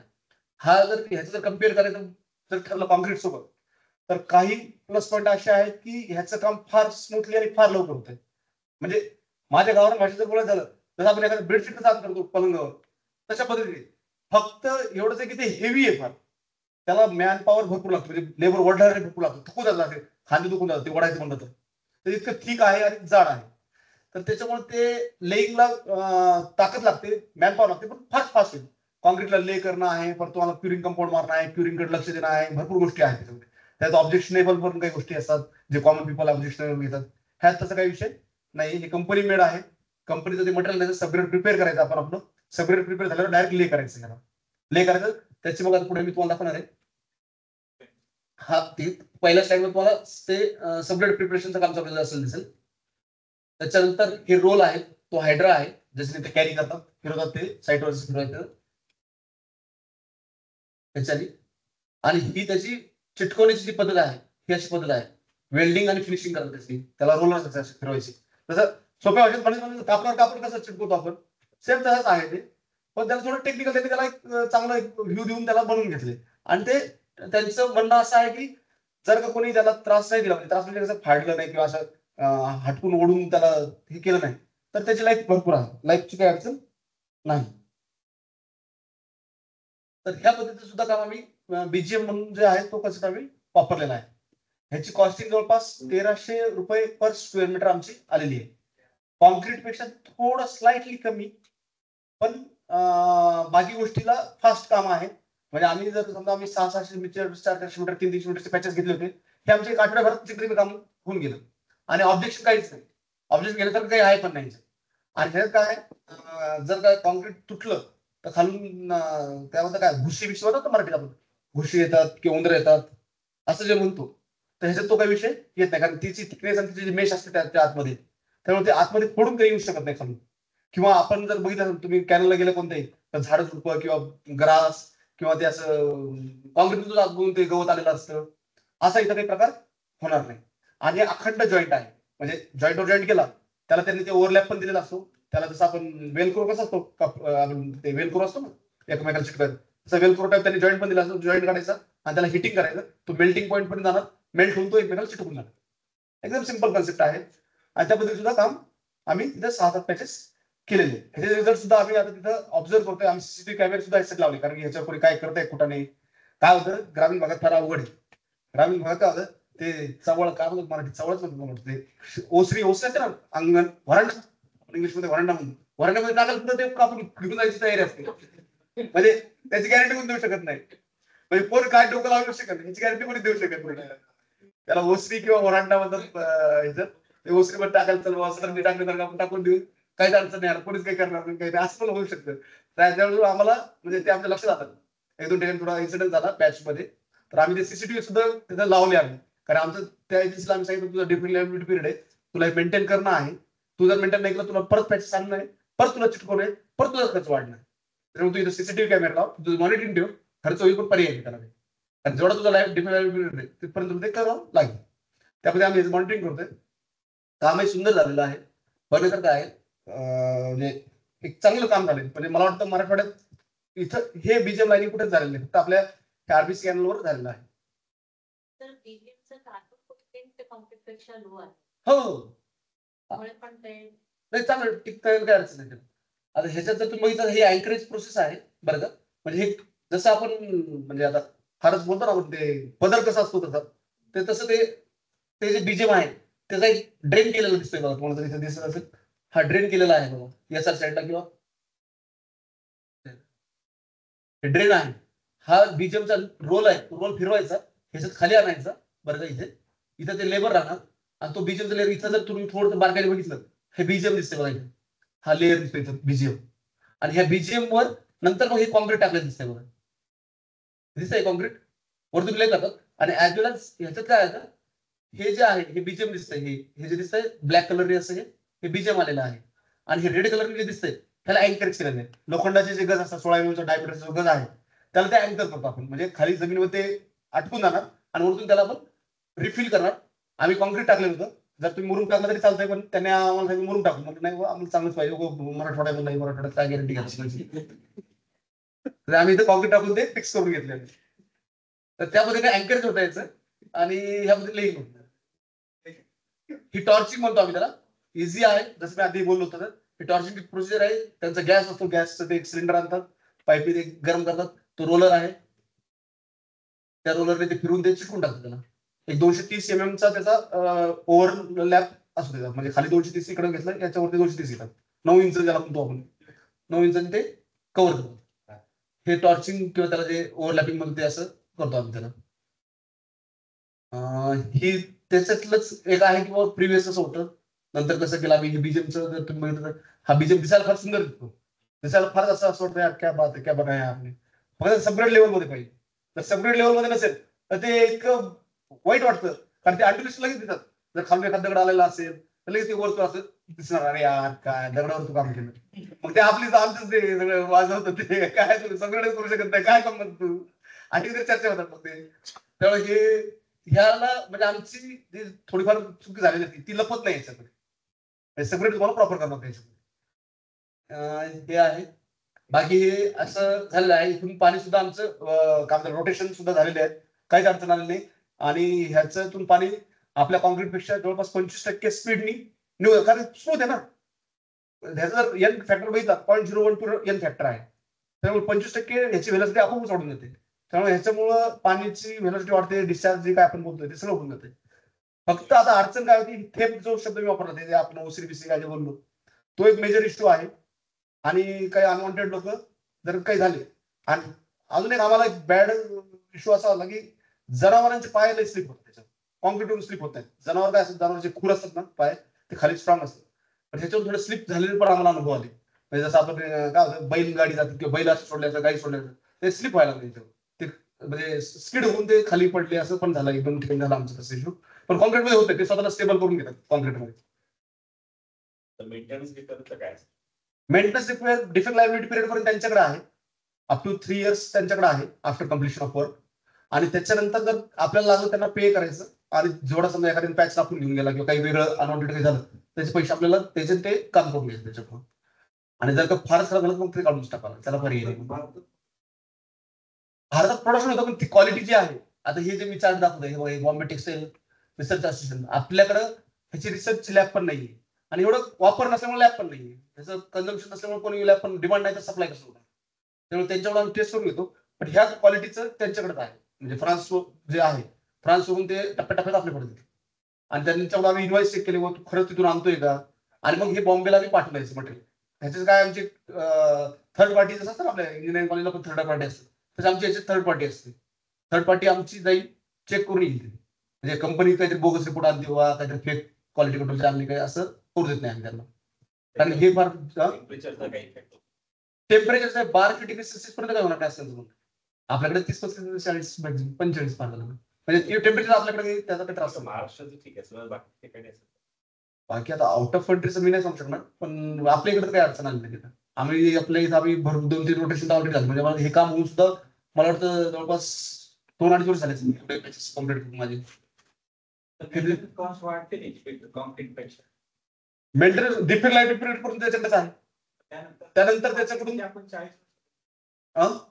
40 वर्ष आपण केलं. हा मग ते सांगतो ना जर का एकदा त्याला मेंटेनन्स म्हणजे त्याला काही स्वतःहून काही होणार नाही त्याला म्हणजे इरोजन जे म्हणतो आपण ते काही होणार नाही. ह्याच्यात मेजर प्रॉब्लेम काय थ्रिफ्ट आहे किंवा काही लोकांनी हटवूनच मिसच्यूजपणा केला काहीतरी कापून टाकायचं काहीतरी तेवढं केलं तरच प्रॉब्लेम. बाकी स्वतः त्या मटेरियलला काही प्रॉब्लेम नाही. मटेरियलचं त्याचं इरोजन होणार नाही फाटणार नाही तुटणार नाही पातळ होणार नाही काहीच होणार नाही त्याला. ऍव्हरेज सेल्फ लाईफ त्याची काही म्हणजे त्याची काही अडचण नाही. मी काही चेक नाही केलं ते मला विचारलं लागतं किती आहे मी काही कन्फर्म नाही सांगू शकणार मला फक्त हे आम्ही कम्पेअर केलं होतं जेव्हा ते आम्हाला काम घ्यायचं होतं तेव्हा 3-4 प्रकारच्या लाईनिंगचं आम्ही चेक केलं होतं. आता शेवटचं 1-2 मिनिटं घेतो. आता हा एक नवीन प्रोजेक्ट आहे मासोळी प्रकल्प आहे परभणी जिल्ह्यातच आहे. इथं जर तुम्ही जर बघितलं हे जर ड्रॉइंग बघितलं तर हे जे आहे हा स्पिलवे ओके आणि ह्या त्याच्या वॉल्स आहेत बॉडी वॉल. तर हा स्पिलवे ह्याच्यापेक्षा थोडा कमी आहे हाफ फ्री बोर्ड पर्यंत हा बनवलेला आहे बरोबर. तर आता आम्ही आता असं करतो हे जे गॅप राहिला एवढा बरं एवढं गॅप राहिल्यामुळे ह्याचं स्टोरेज कमी होतं एवढं बरोबर हाफ फ्री बोर्ड पर्यंत असल्यामुळे. तर याला टीबीएल पर्यंत आपण घेतलं टॉप बंड लेवल ज्याला म्हणता येईल किंवा टॉप लेवल ऑफ डॅम म्हणता येईल तर त्या लेवल पर्यंत घेतलं तर अजून स्टोरेज वाढेल आणि पाण्याचा वापर जास्त करता येईल. तर आमचा आता असं पिरियड चालला की ह्याला एक बलून प्रकार आहे रेझिंग ऑफ हाईट. ह्याची स्पिलवेला हाईट वाढवायची पण कॉन्क्रीट न टाकता बलून वापरायचं. बलून म्हणजे काय एअर फुगा कसा असतो आपला फुगाच समजा एक प्रकारे जेव्हा आणि त्याचं पूर्ण म्हणजे म्हणायला आपण सोप्या भाषेत फुगा म्हणतो पण त्यात फार मोठा राहील सगळ्या गोष्टी राहतील आणि तो फुगा इथं ठेवायचा आणि जेव्हा आपल्याला अडवायचं असेल तेव्हा फुगा भरायचा हवा भरायची आणि जेव्हा वाटेल तेव्हा ती हवा काढून घ्यायची. हा सुद्धा आम्ही प्रोजेक्ट करायचा आता आमच्या प्लॅनिंग मध्ये आहे आणि बघू त्याला म्हणजे कसं वर्कआउट होतं का त्याच्यावर आमचं आता काम चालू आहे टप्प्याटप्प्यात. तो प्रोजेक्ट सुंदर आहे बघायला पण म्हणजे नैसर्गिक लोकेशन फार फार चांगलं आहे म्हणजे मी 2-4 वेळेस गेलेलो आहे फार चांगलं आहे. बोला मॅडम.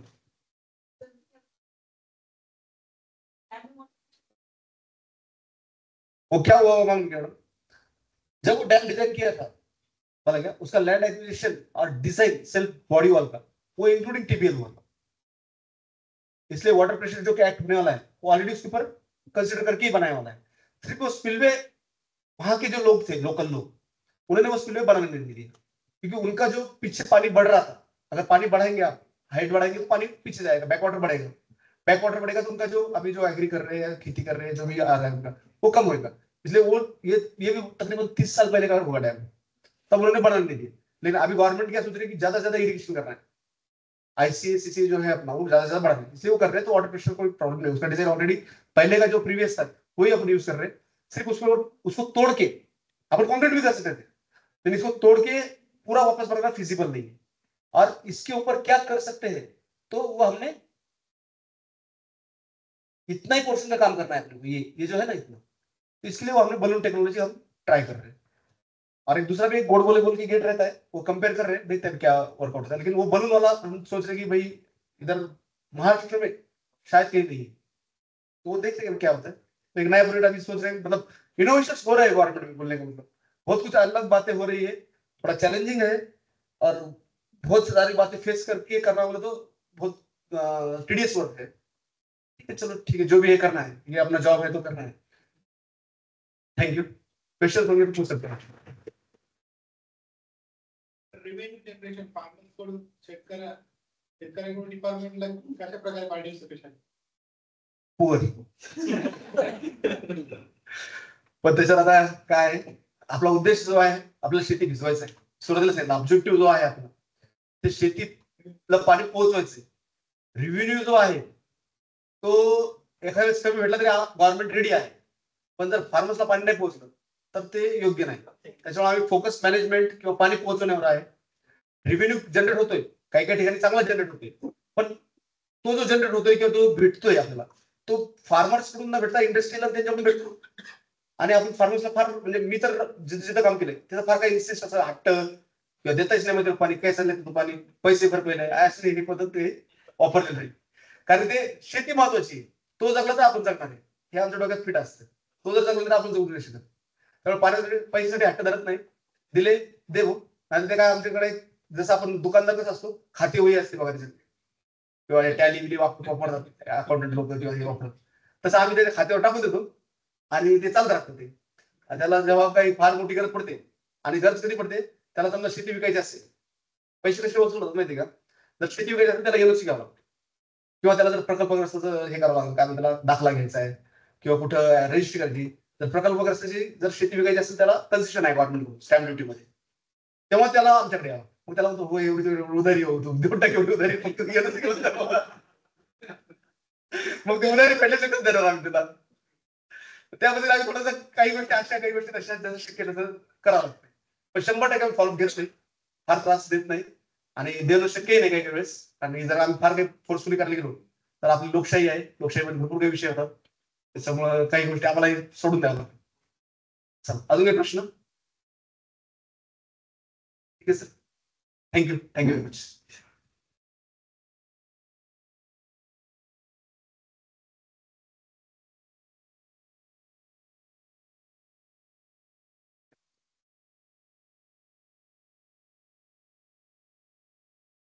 काही क्वेश्चन्स असले तरी नंतरही विचारू शकता तुम्ही, मी सगळ्यांना परिचित आहे त्याच्यामुळे कधी कधी मी म्हणजे ओपन टू ऑल कधी विचारू शकता. Thank you.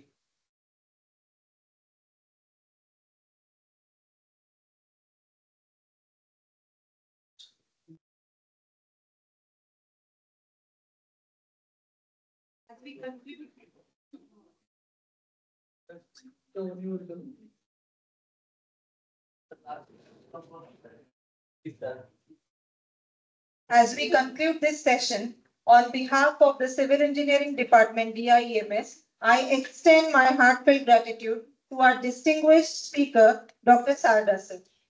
Thank you, sir. I now request all the participants to head towards the hands-on session.